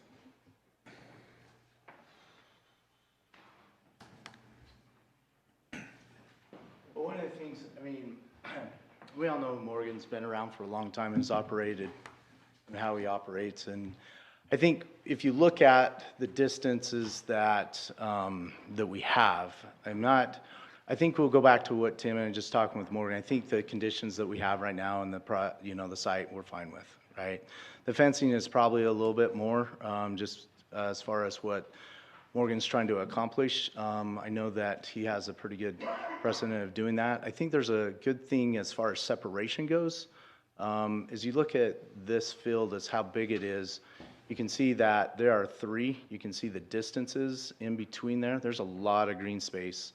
And most of the time, there's just 3 games. We've drawn a larger field. Most of the time, Morgan operates at smaller fields like 7v7 or 9v9. They're kids that are younger. So there's a lot of green space. What the option is for him to kind of move those to keep his grass in good condition. So there is already that green space buffer that's already in there, but that's kind of where we feel. Would you guys be willing to put a fence in? This time, go ahead. Yeah, I don't mind having a fence, but there's a huge difference between a private facility and a public facility. I mean, I went down just now to Elk Ridge Park because I was down there putting some soccer down into there. I picked up half a bag of freaking garbage off the field. You come to my house where I've been playing soccer in my backyard for 34 years, there's no garbage at my house. Kids don't garbage. It is a culture. They treat this. No kid kicks a hole in my soccer field. No kid puts garbage on the soccer field. This is a very strict, this is not a public facility. This is a private soccer thing, and we produce soccer players at the highest level who can play at the highest level. I'm currently right now, I got the current state cup championship 12-year-old team. I've got 2 starting strikers for Utah State University. I got another one playing for Arizona. I got another one playing for Gonzaga. You think these kids grow up going down there throwing garbage around? No, there is no garbage on my fields. And there wouldn't be. As far as having to have a fence, I don't mind putting a fence up to keep the kids out, but they're not going to leave anyway. There's freaking mosquitoes all over around that place. I'm going to have to figure out a way to keep the mosquitoes off of my soccer players. They ain't going to be going out in no other dang soccer field or in no hay field. I mean, what a freaking insult. These kids are not that way. These are very well-disciplined kids that are planning on playing at the highest level possible. Okay. But the only concern I've got is if families bring smaller children, and I can understand where Mr. Mickle's coming from, because I have hay fields next to residential areas where they're building new homes, and I'm having to pick garbage out of the hay field all the time, and there's kids playing around. I come into the hay field to play, and that's my worst nightmare, is to run some child through a swather, because you can't see them. And the garbage that ends up being blowing from these homes that are being built. And I've got 3 different fields that I have to clean up all the time to keep the garbage out. Because the contractors, the guys building the homes, don't take care of their garbage. Well, I am the contractor and I do take care of There's garbage. a lot of little children, and I'm sure there's children that come to watch these soccer games. So that would be a concern for me, and I understand where he's coming from, that you just don't want children. And we've had problems with irrigation where we've had to cover up complete head gates because parents will let their kids play around a head gate. It's a pipe that goes underground, and if a child fell in that head gate, they're gone.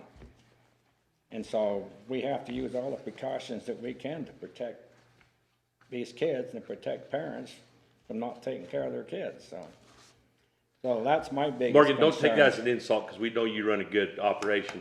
Same time, we just have to be prepared in these scenarios to take care of these things. But let us talk about it here. We haven't made a decision yet. We're simply asking your opinion. Did you want to add any other information or thoughts on what was asked? No, I think this current plan that is proposed is fine, and I think control of the facility is mine. And I think if you look at my 34 years of soccer record, that you can come and see if you can find any holes or garbage on my fields. Yeah. Well, you know, and I think it's a wonderful idea that you're doing this. I really do. But I have to look at protection for the public, Yeah. even though it's private. And you are okay then, if we were to approve it as is with the parking the Yes. way it is? Oh, sure. You have no problem with that? No, that's fine. That gives me more access for field space. Okay, so the encroachment permit they mentioned was agricultural before off of that edge. That obviously changes for a use like this. Would you still need an access there to get your equipment on and off? Or On can it where? all be facilitated from your parking area? On 4200? Yeah, Yes, so you do need that for getting equipment on and off? getting equipment on and off. Okay. Okay, Thank you. Mr. Chair, I need to just add one more piece just as part of this because I don't think these are direct reflections on Mr. Carlson. Correct. But when you approve a conditional use permit, it isn't for him. It's for the property and it's for the use of the property, and that runs with the land in perpetuity. So if he stops operating it for whatever reason, there's a myriad of reasons why that could occur, then the next owner may not take the same approach but could still have the same type of use. So I think that your questions are good when you start to talk about what the actual impacts are beyond the existing and proposed operator of the site. So I just want to throw that in there as part of that discussion. Let's just clarify one more thing, though, while you're up here. Because if we don't put okay, so right now from our proposal, as we talk about a fence, if I understand correctly, that fence is proposed or would be down the west side and the south side. Is that correct? If it was to go? Yeah, west and south. My clarification is, wouldn't we want it on the north side for your protection to keep people driving on and off your field or? You can't get, that's where my sprinkling system is. There I is, know, but, there is no access from the north side. okay. But I mean, I'm gonna Well, put, it'd be for your I'm protection gonna is put what up I'm. a fence there anyway for soccer balls. So it would be okay with you to have the fence along that north I'm side? gonna do it anyway. Okay, okay. That was my question. Sure.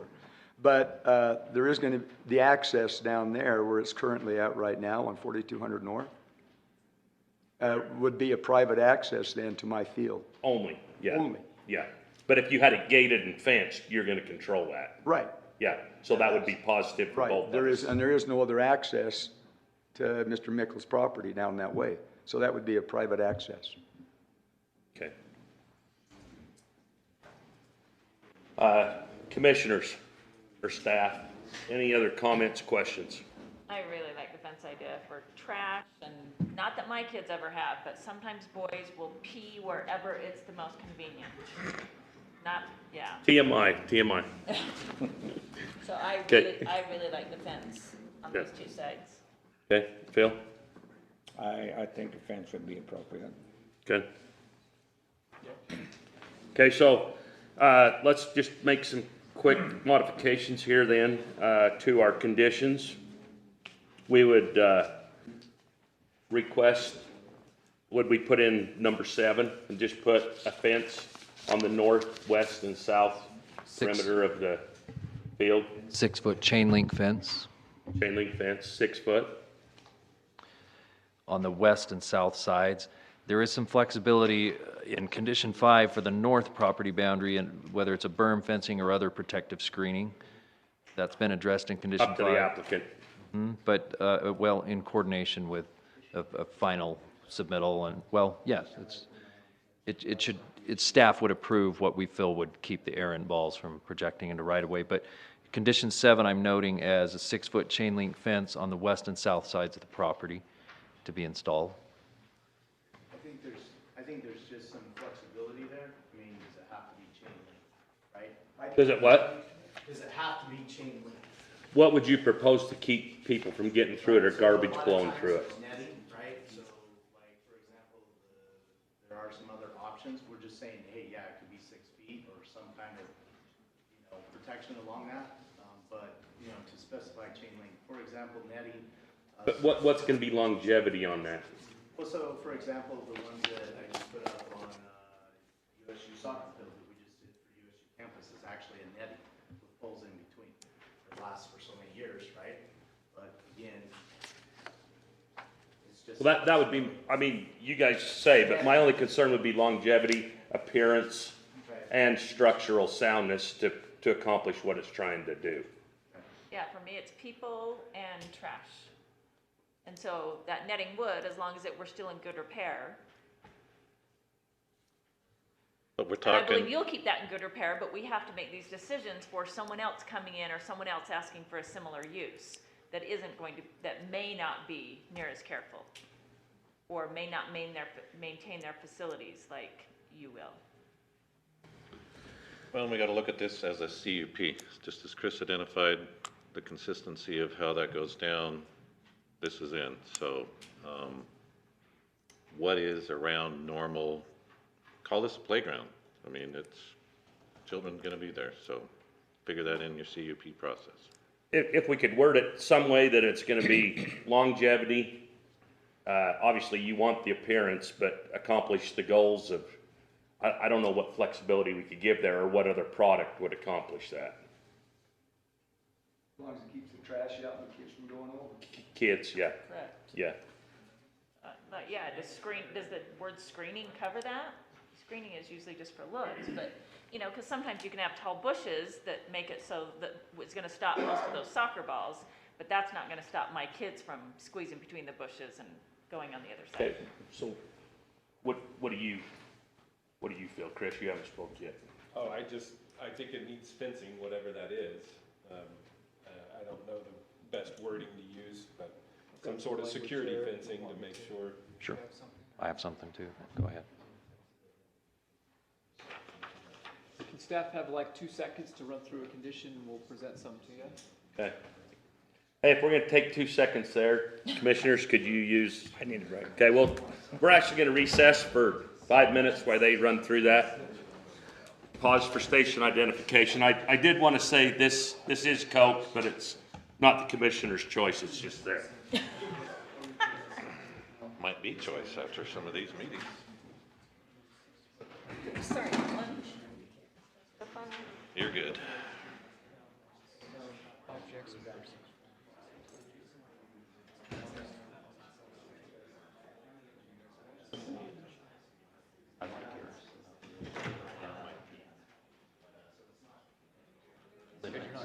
Substantially limits or something like you were thinking. Mine's in. Okay, so let's go with yours. Substantially limits. And then I just put limit physical access. Trash, but yours is.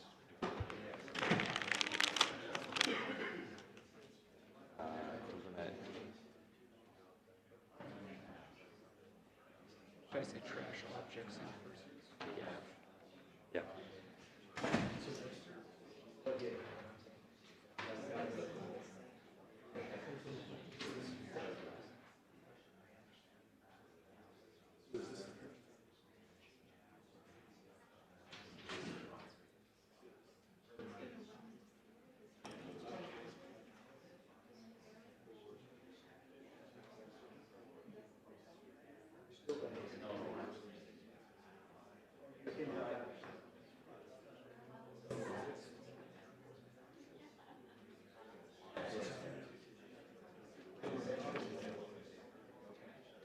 Just for, just flexibility to.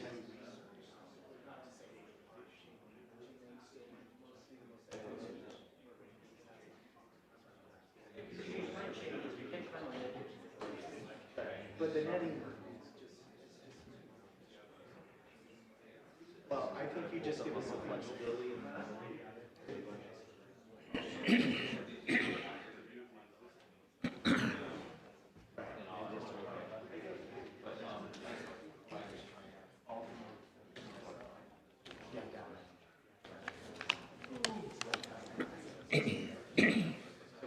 There it is, right there. And I think it's a wonderful idea that he's doing. Out of the ball, clears a fence, that there's typical skater man access. Church ground right here. Be a new building there, or a stake center. Maybe that's where they're gonna build. Saying it's I don't know. food, so. Go retrieve something? That's different than access. That's my perception. They got a pivot on that, On what? on that church ground. They do? Yeah, I can see the. Oh, see the yeah, tracks. I can see the,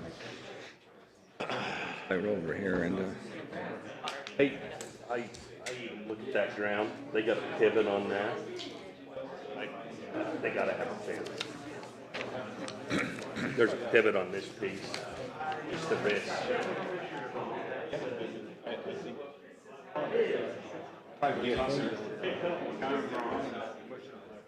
Absolutely not. Why would we say we fence in a storage unit so people can't go out and change?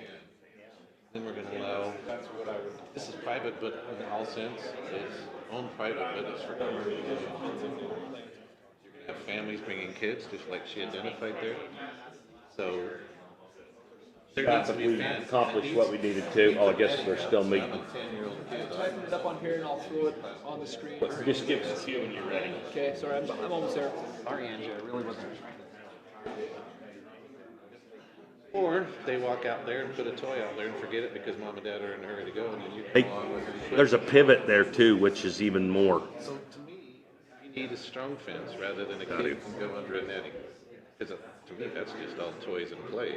You know, a few years ago, when I was cutting hay by the highway, homes across the street, I get two lawn babies playing right along, you know, see. Well, They don't wake up and run away, like they don't feel it coming. well, and Well, then they're trained, or that's their instinct. They stay. They hear noise. They're hidden.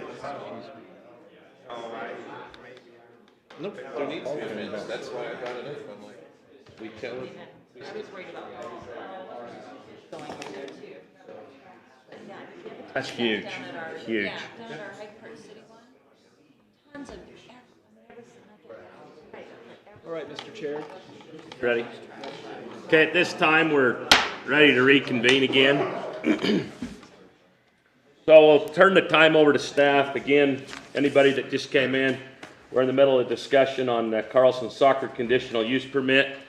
If anybody has come in since the start of the meeting, we'd invite you or ask you to please sign the registry so that we know who was here.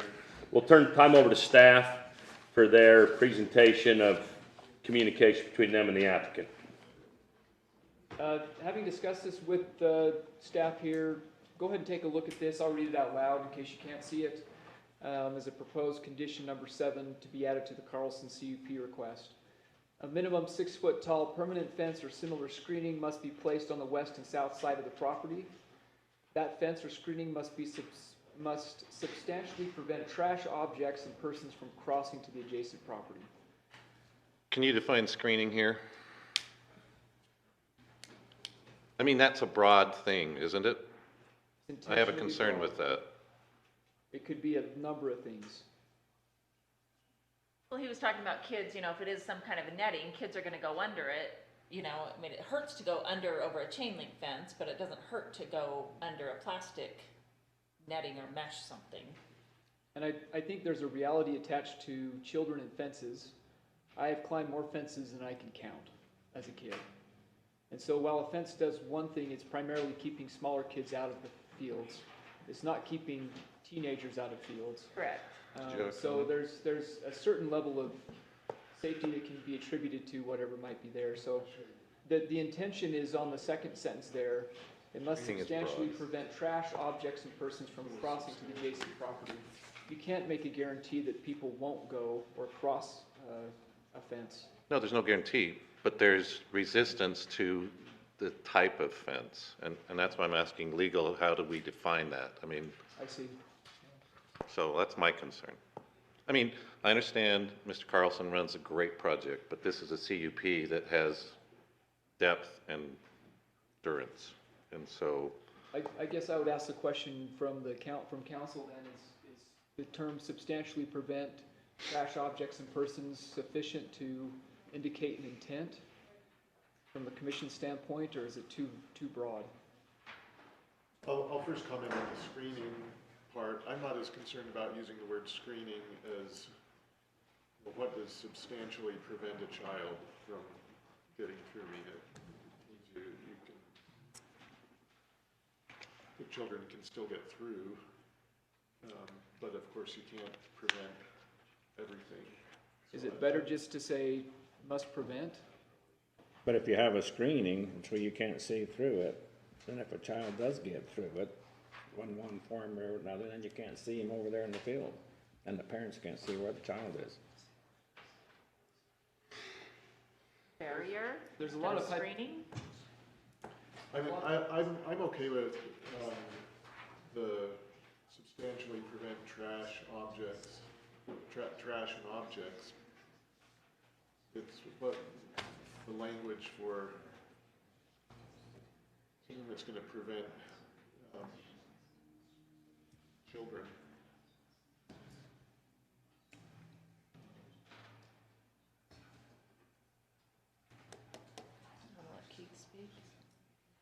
This is why drafting things takes time, Yes. to do it on the fly like. What, would the applicant, and I don't know if, I mean, I know we need to approve this, or we need to make our motion tonight, but if, similar to the, with professional from the county and whatever, I mean, what, how do you want to end this if we can't? Here's a thought. The appeal of chain link fence is that everybody knows what that is. It's a known quantity. And just saying screening, well, it sounds good. They haven't seen it, what you've done. So I'd suggest either, maybe you put in chain link fence or other Equivalent. screening approved by county staff or something like that. And I think that's fine, because then, or approved equal, right, or approved, something that is same nature as Similar approved. barrier. What I basically told Morgan and Jake was, I said, they'll go through the wordsmithing, but what that means is that we gotta come up with a product that you like, that we've gotta get approved by staff. So, it's really the same thing that I told you, or that you just mentioned, John. Yeah. And that's something that we just. Chain link or similar fencing as approved by county staff. Okay. Is that me? I just don't want it that a simple pocket knife get cut through it. Okay. Chain link is something that is constant, durable, and like hard to get under. Okay. Okay, so at this time with him generating that, we've agreed on that, it'll be approved by county staff. Are we ready for a motion? Adding number 7 to the conditions. We didn't have any additional conclusions there, did we, staff? No. Oh, Sorry, Tim.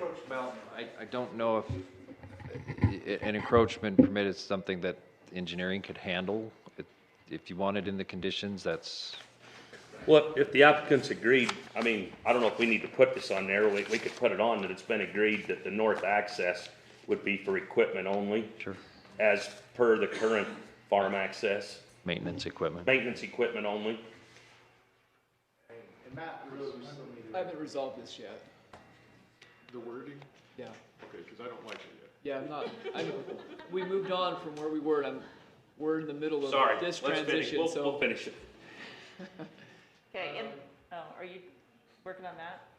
Yeah, because the language isn't right presently, so before we move to the next item, I'd like to Go ahead. resolve this item. Go ahead. May I propose Yes, a minimum 6-foot tall permanent chain link fence or similar fencing approved by the County Development Services Office must be placed on the west and south side of the property. And then take out the last. agreed. And all I'm gonna do is take what you said and put it as a second sentence. This must be approved by Development Services staff. The That works. fence, Yeah, the fence must be. correct. And do you not put, the reason for the fence so that they know what similar fencing might be? You don't mention like people or trash, like that's the reason we're asking for a fence? I think by stating this requirement for a 6-foot tall permanent chain link fence, the need to state the purpose kind of Okay, may not be as necessary. okay. Does it have to be maintained in perpetuity, or is it just put it up and then when it? Must be placed Goes and down, they maintained. never- That's a good point. Must be placed and maintained.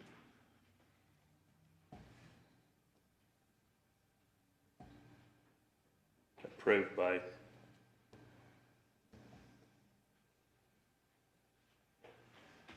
Great, Chris. You gotta love typing in front of a whole room full of people. It's hard to draft this because you start to see all the branches for each word you type, and so it's challenging.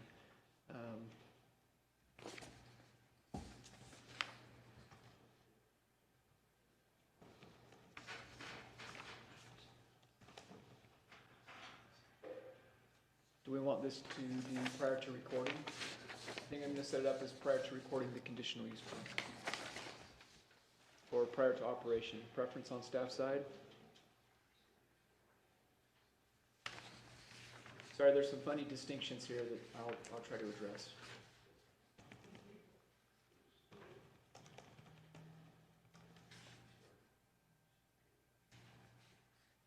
So currently it would read, prior to recording the permit, a minimum 6-foot tall permanent chain link fence or similar fencing must be placed and maintained on the west and south side of the property. The fence must be approved by the Development Services Director. Sides, west and south sides. Carry of on. the property, plural. Oh, correct. Chris is. Any other amendments, John?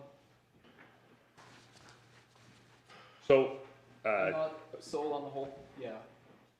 If I can, I'll ask this question. I'd like to think about this and capture the content of it and maybe retool what it says. Is that within realm of any approval you would issue? I don't think you can retool it after they approve it. Yeah, it's problematic. what's your concern? That we've not had a Writing chance code to on think through all the writing. implications of the language. Because there's a lot of implications for each thing I write here that I have to anticipate and what it might mean in 5 years.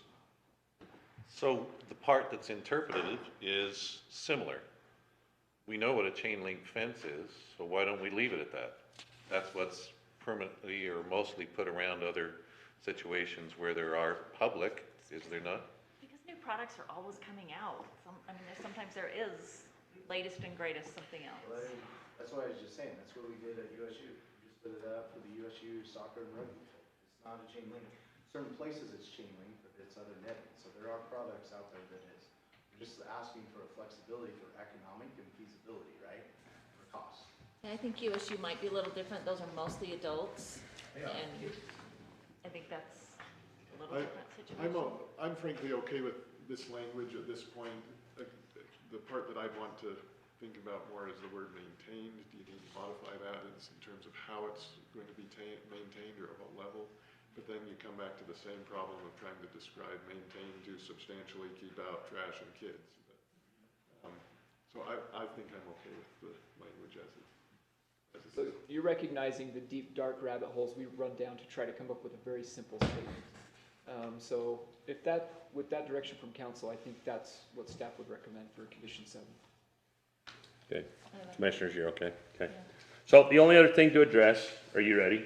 Brady, I have one other thing.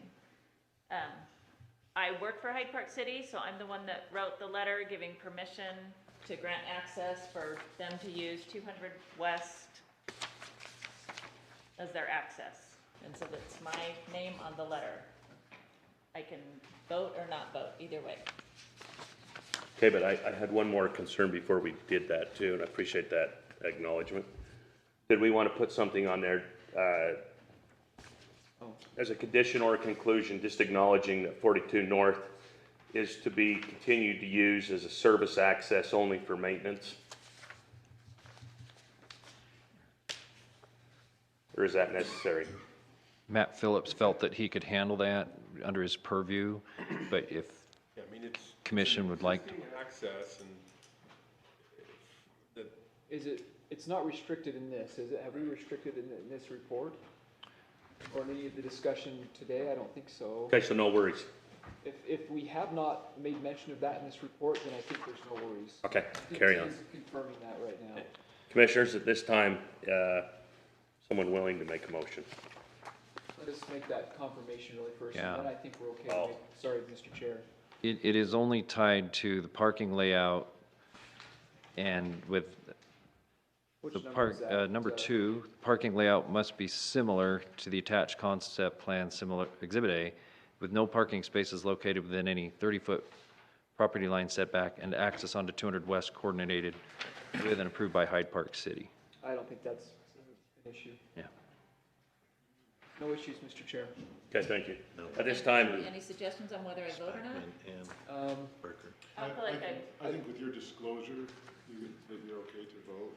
If you don't vote, there won't be a quorum. If you recuse yourself, there won't be a quorum for this item.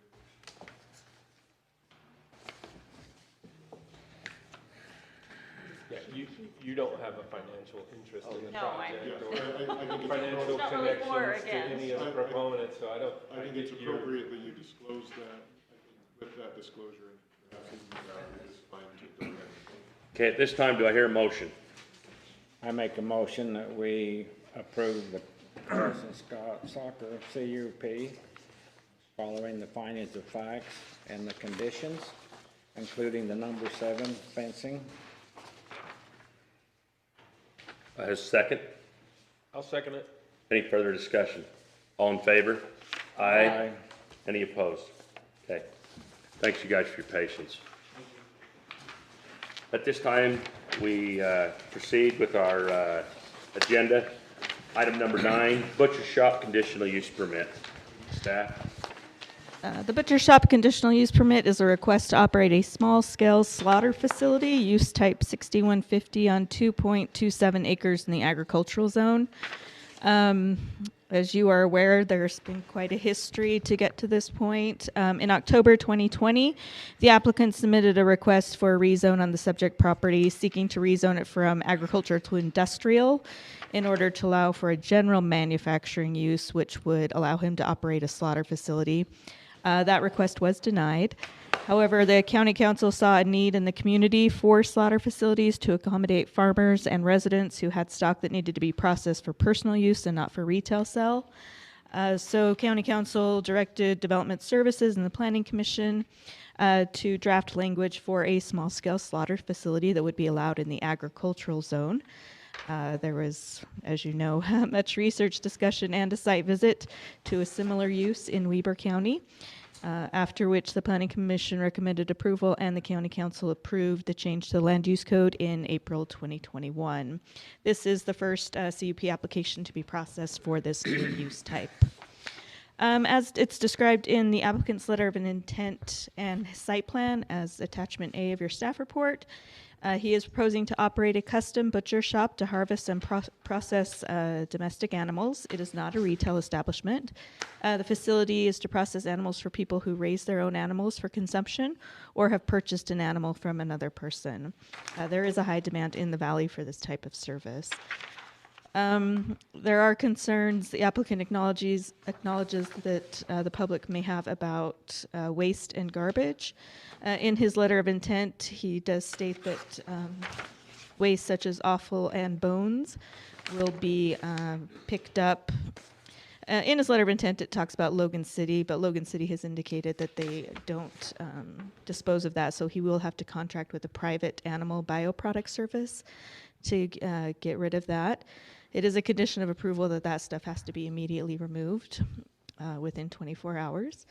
Liquid waste such as blood and viscera will be collected in holding tank from floor drains. That tank is sealed tight so there are no leaks or stench coming from the tank. The waste is then pumped into a truck for proper disposal. And then finally, there is a cooled, inedible room provided to store any waste prior to pickup to ensure it's not exposed to the elements and does not attract wildlife. The facility will operate out of a 2,200 square foot building that will have to meet all zoning and building requirements. There's a current ag structure there, but occupancy standards for this type of facility will have to be, that ag structure will have to be brought up to code in order to accommodate it. It can't be used as is. The applicant anticipates 2 to 4 employees at one time. They will not reside on site, and parking will be located to the south and west. Hours of operation would be 5 a.m. to 8 p.m. Monday through Saturday, and customers will drop off and pick up animals 4 to 5 days per week. We do look at a few things as far as evaluating conditional use permits. One is parcel legality. This is a restricted parcel, so that restriction will have to be resolved before the permit can be recorded. The restriction comes about as this particular 2.27 acre parcel was created without going through a subdivision process. So that will need to be resolved either by combining it with another parcel or doing a boundary line adjustment to create the size they want, but there's a lot of options that the applicant can work with staff to resolve that issue with. So the small-scale slaughter facility, as approved by the county council, is approved as a permitted use with a conditional use permit in the agricultural zone. As mentioned, they do have to get zoning clearance and building permits for the structures that will be used for this. The primary access to the property is from 2200 South. It is a county road. And it's an existing facility that provides access to residential, agricultural, and vacant parcels. The portion of 2200 South west of 3200 West that goes across this property is treated as a dead-end road, as the only other access is via 3600 West, which is a narrow dirt road. It is classified as a minor local. There are some issues with the road and the curve radius that is considered substandard. One of the conditions of approval is that they will have to make some safety improvements, installing signage, et cetera, to improve the safety on that road. It is also considered substandard as to right-of-way and gravel shoulders. As regards to road usage and the type of use type that small-scale slaughter facilities, kind of the impact that they have, they're not addressed in the current road manual. But these facilities are tied to agricultural facilities and must be located on land that qualifies as agricultural use that is actively devoted to ag, as defined by the Farmland Assessment Act. So typically, agricultural uses are exempt from the road manual, as they are, storage or accessory type buildings that typically don't add additional traffic or impacts. However, in this case, there are impacts, and the facility functions as an accessory use to a primary agricultural use. So as I mentioned, conditions of approval related to road improvements are based on the determination that impacts of the current road will not exceed 400 average daily trips, which would require a change in the road functional classification. But yeah, site access and site design will be reviewed by the Public Works Department, and they will also allow 2 access points to help with circulation on the property. As mentioned, Logan City does not dispose of front-load containers with animal byproducts, so the applicant will have to work with a private company and provide that information to Development Services Department prior to recording the permit. He does have a water right that's shown on the property, but as a condition, he will also need to confirm that that is sufficient for the proposed use. They will not... Again, waste won't be disposed of in a septic drain field, but the applicant requires a septic permit in order to install that holding tank. The fire district is requiring an on-site water supply for fire protection. And also, when reviewing conditional use permits, we look at known or reasonably anticipated detrimental effects. So we've talked about the noxious odors as a possibility. To create detrimental impacts to the surrounding community. That will be taken care of with the immediate disposal within 24 hours of animal byproducts, the storage tank, the holding tank, and the other cooled storage area inside the building. Noise could be an issue. With the operation from 5 a.m. to 8 p.m. Monday through Saturday. However, given the location of the site, it's surrounded by other ag uses, and it requires a minimum setback of 50 feet from any property line. So it's not anticipated that the use would create detrimental amounts of noise to neighboring properties. Traffic, due to the type of facility, the number of employees, and drop-offs and pickups, an increase in traffic has the potential to create detrimental effects, but again, with the required conditions regarding access, road improvements, and safety improvements on 2200 South, it is not anticipated that the increase in traffic will be detrimental to the surrounding properties or other road users of the road. Notices were mailed out and posted on the Utah Public Notice website. It was brought to staff's attention that the address on the initial notice that was mailed out was incorrect, so we did mail a second notice just to correct that address, so people were aware of where it was correctly located and not thinking it was on a completely different street. So staff is recommending approval with the conditions listed. Again, it includes roadway safety improvements, requiring all local, state, and federal law and guidelines for the slaughter facility being adhered to, including getting licensure from the Department of Agriculture, both the state and federal levels, doing the road dedication right of way, the improvements, and a copy of the agreements with the private refuse collection, etc. So with that, and there is one typo on the very last condition, prior to recording the permit, the applicant must obtain an address from the recorder's office. So I just wanted to clarify that condition, but Angie, could yeah, you just touch on one thing? Sure. With that permitting process on the or on the width of the parcel at the roadway as you're completing your comments? I just was curious on the width from one side of the access to the other. okay, so yeah, he's requiring 100 feet in between. Let me bring it up. That's my concern. I tried to pull it up on mine, but for some reason blocking my view, so.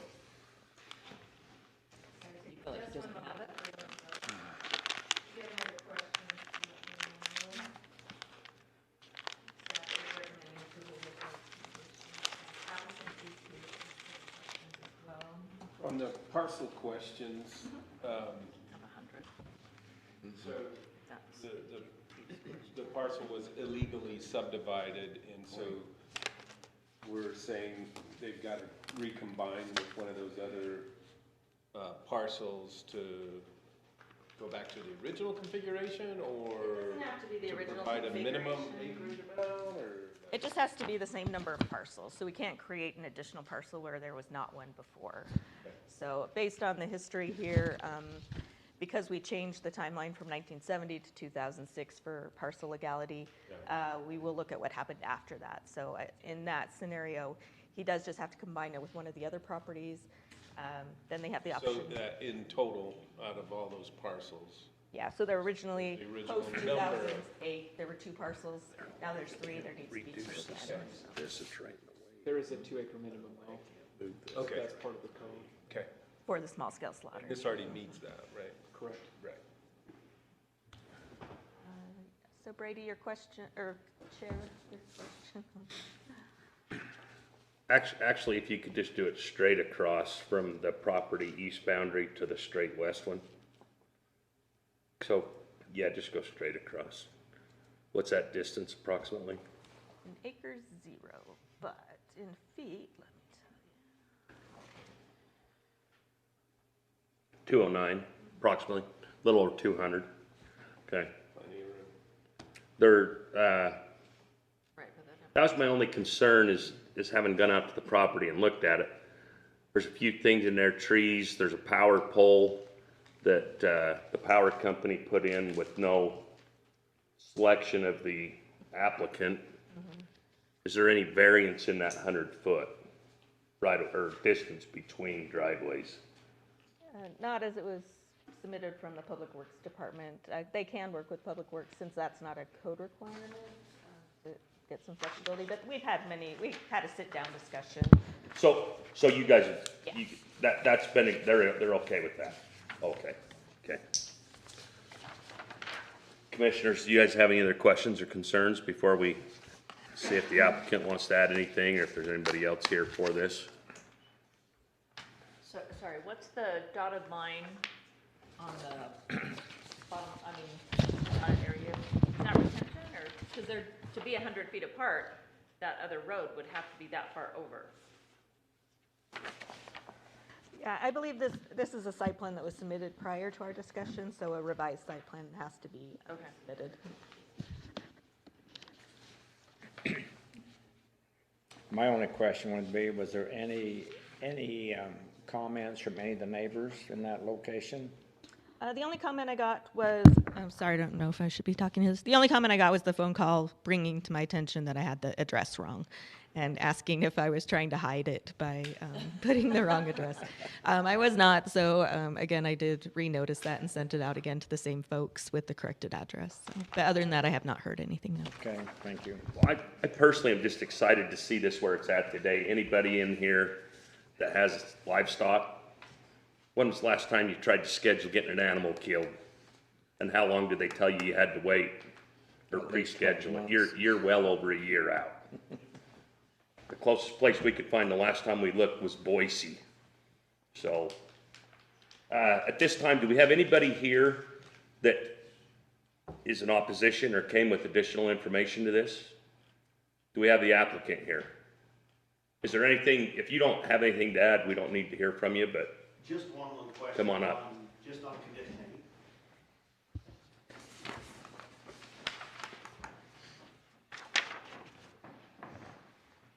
Forrest Olson, I'm the applicant. I've been here many times before, and I'm very happy to work with you guys. You guys have been awesome. On condition 8, towards the end, it says everything will be completed by, I believe it's the Public Works Department, correct? Is there any way that we would amend that to be able to do approved if the applicant is able to do those according to all laws? So like, Condition 8? yeah, I believe it's condition 8, about the road, about doing the signs. No, it's not, no. Oh. Which one's the sign one? 6. 6. I'm just wanting like, because I know sometimes people get backed up and they want to do something, because I've already looked into being able to order the signs and put them in. If they come and tell me where to put them in, I can have those in exactly how they want them really quick. Is there any way you would allow us to be able to do the safety work on those reflective chevrons that guide the curve that they were talking about? I can speak from experience. I knocked the stop sign off a post one time, You and can- I was honest. I said I did it, and they told me I couldn't put it back because there's a liability issue. Oh, is that what it is? And so, You want them to take the liability. You want them to not take the you. liability, not, yeah. okay. But I'm sure they'll accommodate you. Just get a hold of them and. Yeah, my only thing was when we were doing, like, I went and checked, because they were like some standards, I went and measured probably 50 of these signs, and I'm like, they were all different. But, Depending on when they were installed. Depending and on what the standards were. were at that time, and they're constantly changing.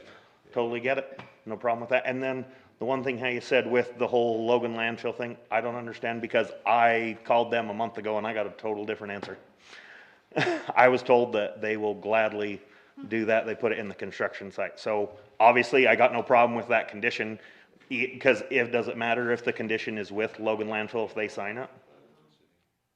It would not matter. Okay? Is that condition 11 where it currently says private refuse collection Private, service? private refuse, because, I don't know, are you guys fine with that? As long as is it fine with, rather than saying private refuse, is it okay with saying any refuse, or is that a problem? Let's just cut private from that. Cut private from it? Okay. You're gonna kill up to 1,200 head a year, No, said in here? no. So the small scale facility is the plan for everybody, like obviously for the future. No, because you gotta remember, being able to kill 1,200 head a year is, I believe it's 27 beef a week. That being a small scale the way I'm going to, right now, like there's no possible way to do 1,200 a How year. many are you planning on killing a year? A year right now, probably no more than 200 or 300. Can I get signed up with you? Let's vote before we do that, I guess. To be clear, he's not limited to 2 or 3. Yeah, no, and it's, I believe the limit on the new law is 1,500 animal, and it's animal units. So, and that's gonna, I believe it's gonna be based on the USDA recommendation. The USDA recommends 1 beef as an animal unit, 3 pigs as an animal unit, 7 sheep as an animal unit, things like that. I would like to say one thing about that. I'm the owner of the property. My grandfather Would bought. you state your name? Our folks who are taking the minutes Sorry. present, but they are. My name's William Jensen, Bill Jensen. My grandfather bought that property in 1918. He owned 2,500 acres there. We're down to my uncle's not being able to make it. They're selling out. Everybody's sold out. I still own about 350 acres there. My dad's house is right there in the corner. The reason why we split that lot is because we had a little problem with whether he was gonna be able to keep that or not, and we didn't wanna lose any more of the farm. I've made arrangements now that will be mine the day that he's 93 years old. I'm buying that from my sister. It's in her name when he dies. I've already made arrangements with my sister to buy that back. Tried to buy out the guy on the other side. I've made him a couple offers. Haven't done it, but if I can, I'm gonna buy that also. We would like to expand someday, but I'm not interested in doing that at this point because of the neighbors. But the main thing that we wanna do is be able to kill our own beef. We wanna try to stay in business. We've had a ranch there for 100 years, and we're about done. It's gonna be houses. That's our last resort. Did you have property up in the south end of the valley too? Yeah. Sheep ranch? My uncles, once my uncles died, my first cousins are all millionaires for about that long. But they couldn't make it in the ranch and nobody wanted to, I've invested so much in that ranch in the last 10 years and I've not took a penny out of it. You have to have an awful good job nowadays to own a ranch. That's all there is to it. And it's sad. Because one day you're gonna drive through Providence like you do now and look at Port Providence and beautiful alfalfa fields, and they're building condos on them now. It's all changing. Yeah. it's- We need a slaughter awful. plant, so. Yeah, And I- but that's the plan for now, that we will have more space there, that lot will go back within the next couple of years. We own all the property behind, if we have to put more property in it, that's fine. The reason why I wanted to keep it at the 2 acres is, I'd like to sell it to Forrest someday. He's an entrepreneur, he'd like to keep doing it, and we'd like to make it so he maybe could afford to buy it someday. But if we had 20 acres on it, there's no way he can afford to buy it. So, staff, do you have a solution to that? I mean, he could, would the solution to that be add it back to the parcel and then legally divide it? Or at this point, is that gonna stop the progress? What could be done to solve that solution that? Yeah, so a one lot subdivision could solve that solution or solve that problem. They wouldn't have to combine it first, but just submit a subdivision that made the existing lot as it is a developable lot and then leave the rest in ag remainder. So there's still technically 2 parcels, but we have only 1 buildable lot. But that's one option that we have there. Like I said, there's a lot of different ways we can make it work. But it could be done, but what's best for the applicant to proceed at this point? The Is it- easiest would be to combine it. Huh? And the easiest would be to combine it and then maybe do a boundary line after. adjustment to make it a bit smaller than at the 22 plus acres. Does that answer your question? Combine it with the lot. So you can combine it with the back one, and then later on, we could do another thing to separate them legally. Yeah, and then also, I believe it said on the conditional use about being able to get, like more approved, if you were to expand, more improvements or amendments to your conditional use, correct, on number 2? But for the time being, we're just trying to clarify his concern. Just because he puts it back on another parcel doesn't mean that's forever. Yeah, we can It could be legally pulled divide back. it later. When I get the other piece back that it was originally with, then why do I need the 20 acres in the back? I guess is what I'm saying. So- You won't. Yeah, okay. We can talk through that. You have some options for adjusting those property boundaries without going through a That's formal why- process that goes back to the commission. And that's why we didn't wanna say exactly how you need to do it, cause there's options. But when you brought that up, we wanted to address it so you're comfortable that you do have options. Okay. I just don't want that 20 acres attached to it forever. Mr. Chairman, I need to make a motion that we extend our meeting up to 30 minutes. That's optimistic. I'll second that. We think that'll be good. Well, we'll go for it for now. Okay. Second? I'll second it. All in favor? Aye. Okay. I'm happy to answer any questions that you guys have, if not. Any other questions, commissioners, for the applicant? Just thanks for your patience as we walk through this. Thank you guys for working with us. This has been a huge education for the planning and zoning, the research that's been done, and sorry it slowed you up. Thank you guys so much. Okay, at this time, commissioners, any other comments, thoughts, questions? We good to proceed? Somebody's got a motion? I got a motion that we approve the butcher shop CUP based on the conditions. The 16 conditions and 2 conclusions.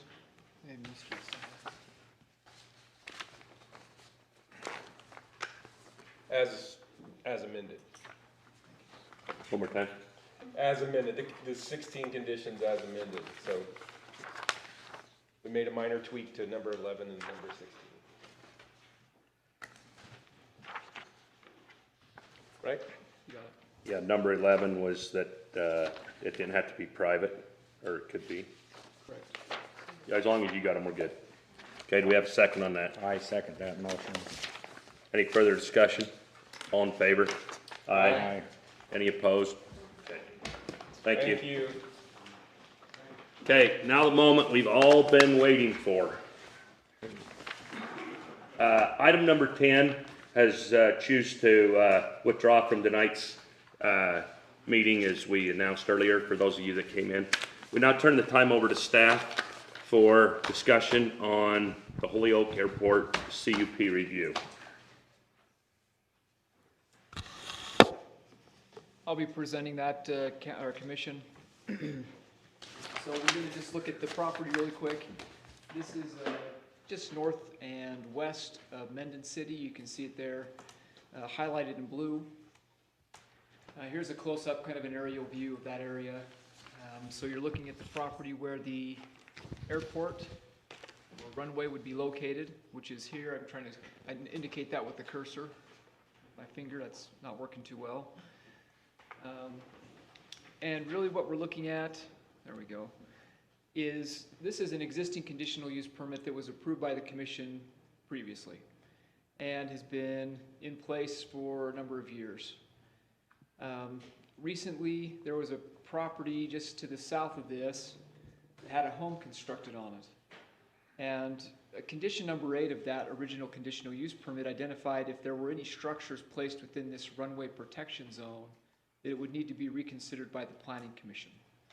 So in reviewing that issue and the placement of that structure, that's when you get a memo from staff or staff report here that identifies a number of things, one of which we look to see if there are any conditions that would indicate that the permit should be revoked.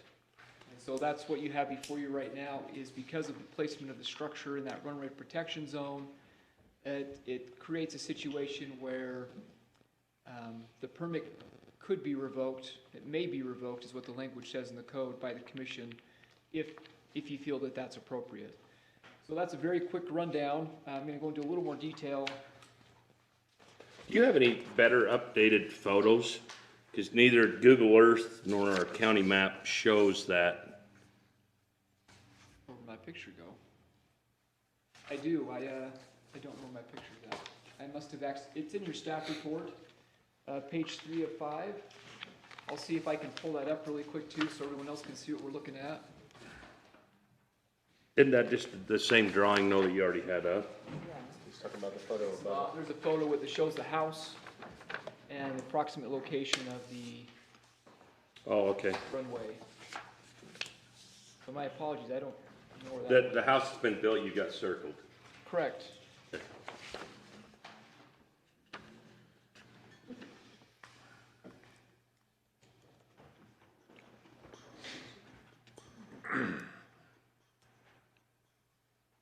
Thanks for your patience.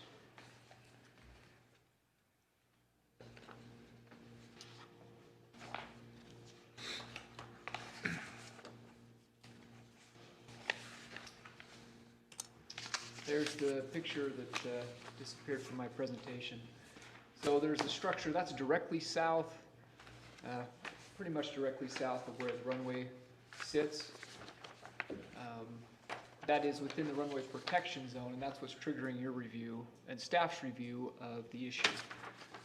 What I want to be clear on is that's the primary item that's been substantiated by staff. There's reference in your staff report to how long the airport's been in use, but none of that's been substantiated as of yet. So I would encourage and direct the commission's comments and discussion be around this structure and the runway protection zone, since we can't really make progress on the other item. The other thing I want to point out is, well, 2 other things. One, we're not encouraging you to take action tonight. We're hoping that there can be some good discussion and then some time to consider whether or not to revoke an approved conditional use permit. I don't think that that's something that the commission takes lightly. It's certainly not something that the staff takes lightly. And I've forgotten the third thing. They'll come back to me, sorry.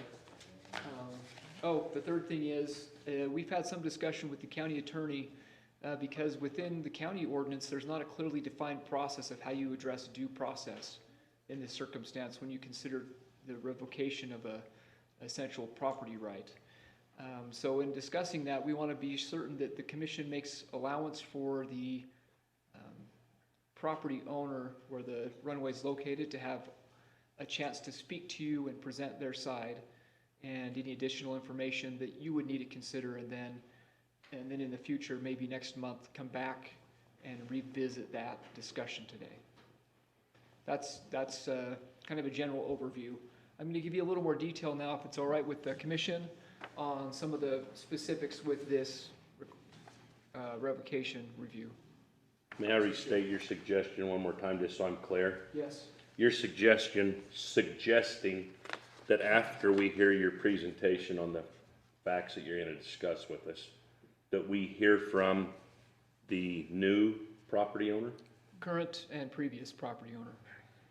Of where It's the the same- airport it's is, the or same- it's the the home that was Holyoke. just built a year, this year? Oh, I'm sorry, where the runway is located. Those are the, The those are, conditional use permit. The Correct. holders of the conditional use. correct. Okay, so we're not gonna, you're not suggesting we hear from the new home that was built? He's talking No, I about do this not one. recommend that you Okay. do. Okay. You can pursue what you like there, but I think for the specific discussion that needs to be held, it's primarily affecting the holder of the conditional use permit. I would like to address the commission. Let's finish with his. Actually, I'd like to address before then, and it's with regards to a due process concern, which I think is substantial with regards to this process. I'm happy to continue my report, Mr. Chambers, and I'm Well, not sure. My concern is that we got notice of what the basis of the potential revocation would be 2 days ago. And if the matter's gonna be continued till November, I would like to get a copy of the report at least 15 days before that, because I think basic concepts of due process on the revocation of a property right require that for the property owner and its representative to have that information. And Commission, I'd like to continue my report if that's Let- appropriate. Mr. Chambers, if you'll let us finish this, you'll have your opportunity to just talk so to us. long as it's on the record that I think it's improper for him to proceed at this point. All we're doing is gathering facts, so we're gonna carry on. Well, if I can, and I don't mean to be rude, but, you know, as an attorney, you have an obligation to at least express your client's concerns with due process. I was present at several hearings when Mr. Diger tried to address this body and was not allowed to. Quite frankly, I thought he should have been entitled to do that. And before the report is made, and there is unsubstantiated information that was given to you in that report, that in fairness to us, Mr. Harold has indicated that that's not the basis of the report, but it still poisons the well to have that presented to you. And I think in fairness to us, that it ought to be tabled until November 6th and have a new staff report and an opportunity for us to get it, other than on Tuesday before this hearing, as to what the basis of it is. And I want the minutes to reflect that. We appreciate that. Carry on, Mr. Harold. I'd like direction from council if that's all right. I just want to ask a question here to Joe. Is the information that you're concerned about, I understand there's been some deposition submitted from a third party. Is that the information you're concerned about, or is it beyond that? It goes beyond anything other than the home. My understanding is that Mr. Hurild is going to be presenting on the home and the issues raised by it, and that his comment at the beginning to the commission was that issues beyond the home not be discussed tonight, because the staff report isn't focused on that. That the issue before the commission tonight is the fact of the new structure in the runway protection area and the implications of that. And I think that if that's what's presented, and especially if no action is taken tonight, that the due process rights of your client are being protected. And I respectfully disagree with you, because I think if you and I both know that there's a difference between primacy and recency, and here you're affecting a primacy to prime them to a certain action, and we've only had 2 days, and I don't even have an opportunity to intelligently address the runway protection zone with regards to the home, because we got the report on Tuesday. And just so that you're aware, we saw it on the calendar that there was gonna be some action, but we got no specific identifying information as to what the basis of that action would be until the report was published. And I got that on Tuesday and forwarded it to my clients. And 2 days is not enough to go through the FAA regulations. And then after he presents his position, we are given an opportunity to present our information.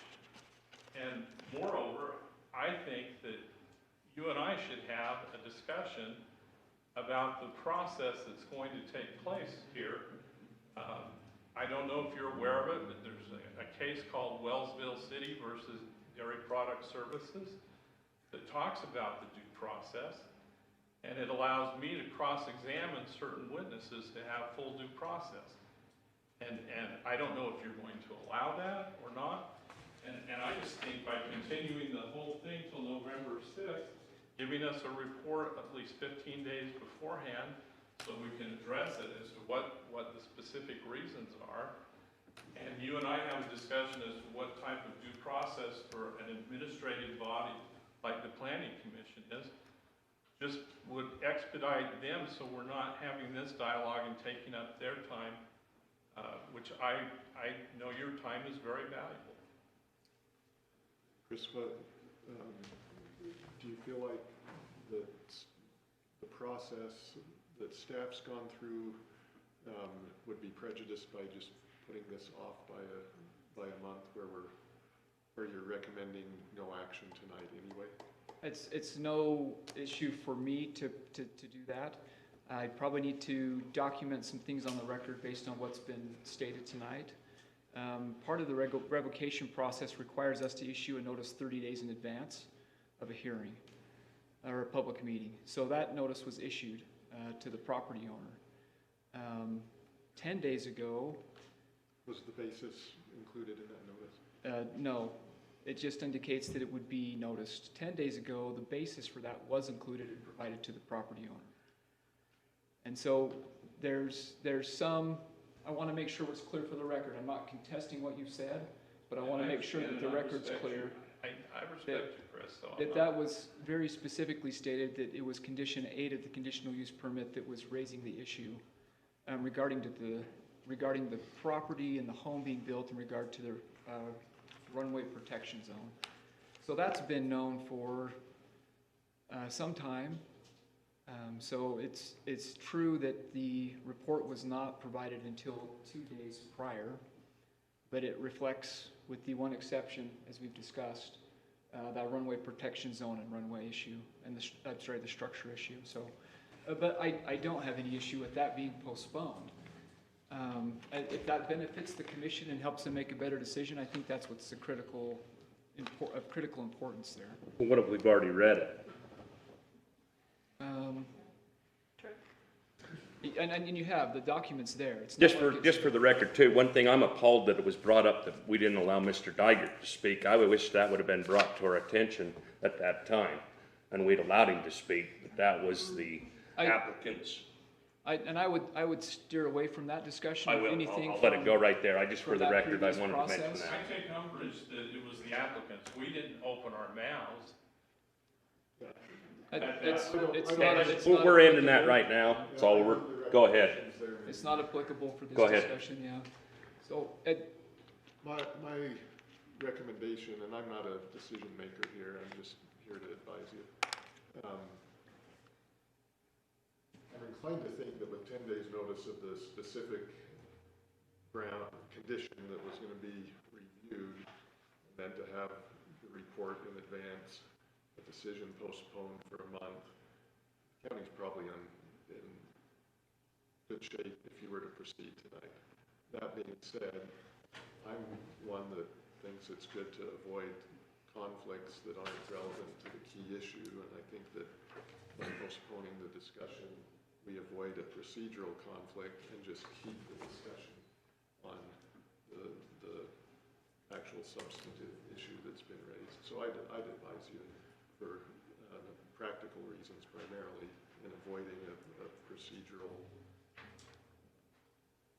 conflict, to go ahead and just table this until the next. Go ahead and go ahead and table this until the next meeting, or postpone consideration until the next meeting.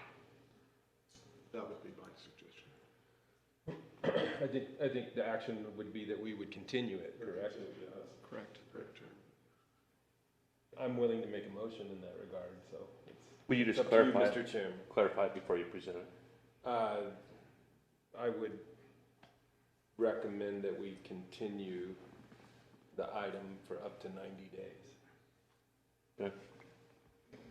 Phil, you have any thoughts? Yeah, it sounds like we're gonna have to do that, so, there's too much confusion here, so. Huh? I don't know enough, I guess. Okay. Go ahead. Yeah, did you want to do anything else, Mr. Chairman, or? Well, I'm a little blindsided, so I support the advice of our legal. And if it's in the best interest of the case I'll at hand. just say what I'm recommending, and try to be more brief with it. If you proceed tonight, we may end up in a legal dispute over the process. If you don't proceed tonight, we avert a dispute on the process. I suggest we avoid a dispute on process. The recommendation from staff is to not act on it tonight. So let's go ahead and start the discussion next month as well and avoid any dispute on the process so that you can just focus on a substantive discussion. So for those of you that come out tonight, we do apologize for this change, but know that just know that we wouldn't have accomplished anything tonight other than establishing some ideas. So let's continue with. I would make a motion that we continue the Holyoke Airport conditional use permit review for up to 90 days. I'll second that. Okay, any further discussion? One point of discussion, Mr. Chambers is requested to have a notice 15 days prior, or report 15 days prior to the meeting. That's not typical process for staff, it's typically 7 days. So we would probably need to establish any information they would provide to us would need to come prior to that 14 days or 15 days. So we have time to review it and provide information to the commission. So I don't know what that looks like for the property owner, if we need to address that or just handle it with staff in the Development Services Office. I think you can address that with staff in the Development Services Office. Hence the making it up to 90 days. If there are conflicts between now and the next meeting, it can be pushed to the next one. Okay, any further discussion? All in favor? Aye. Thank you for your attendance tonight. We'll see you next month.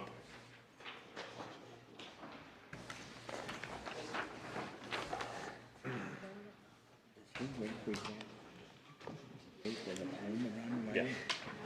Let's hear the property owner will dispose of it. But right here, if it hasn't been used for the last 12 months, then it should be dissolved. Done. And that was a CUP record done in 2016. So I didn't know if I should bring that up or not, but I think that's what he's disputed, part of it. the conditional use permit. Right up front. Back in 2016, and they don't have any record of it being used. Oh yeah, we're adjourned. Unless, staff, did you have anything else for us? I don't believe we did. Did you have anything? Say that one more time. No, I was just checking. I don't believe we have anything else. Next month's agenda will be much You promise? What? lighter. lighter. There's no way. Where's the commitment on that? Yeah. Well, I only have 3 applications. I just want to. And the window's closed or the door's closed? We got through half the agenda in 15 minutes, and the other half took, 2.5 hours. Yeah. I want to make you aware that under state code, the planning commission is required to have, I believe, 4 hours of training a year. So we'll be putting something together to make sure you have that training. Whether it's trying to get you to attend partial day training down somewhere in Salt Lake, or we're gonna do some stuff here. We'll put that stuff together and run it by you. And that'll have to happen over the next 3 months. I'm still waiting for John White's big barbecue he promised us. Yeah, he did, didn't he? When did that training come in for, This year, so it's just very recent? barely this year. So I just went to the League of Cities and Towns, but does that not apply because it's county? That counts, absolutely. Sure. All Yep. right, well, I'm good then. I saw Chris at a training, and I don't know who else has attended those, but Just fly us to Hawaii for training. I'm okay with that. What'd you But, say? Fly us to Hawaii for some training. but it'll just be on the plane, and we'll fly back. No, that's all I had. Thank you. Okay. And sorry about the whole thing with due process and that. That's been a moving target over the last week or so, so, No, that's fine. It's always educating. yeah. We're adjourned. Well, Chair. He said it, but then we backtracked. Maybe do the gavel. Do an official adjournment.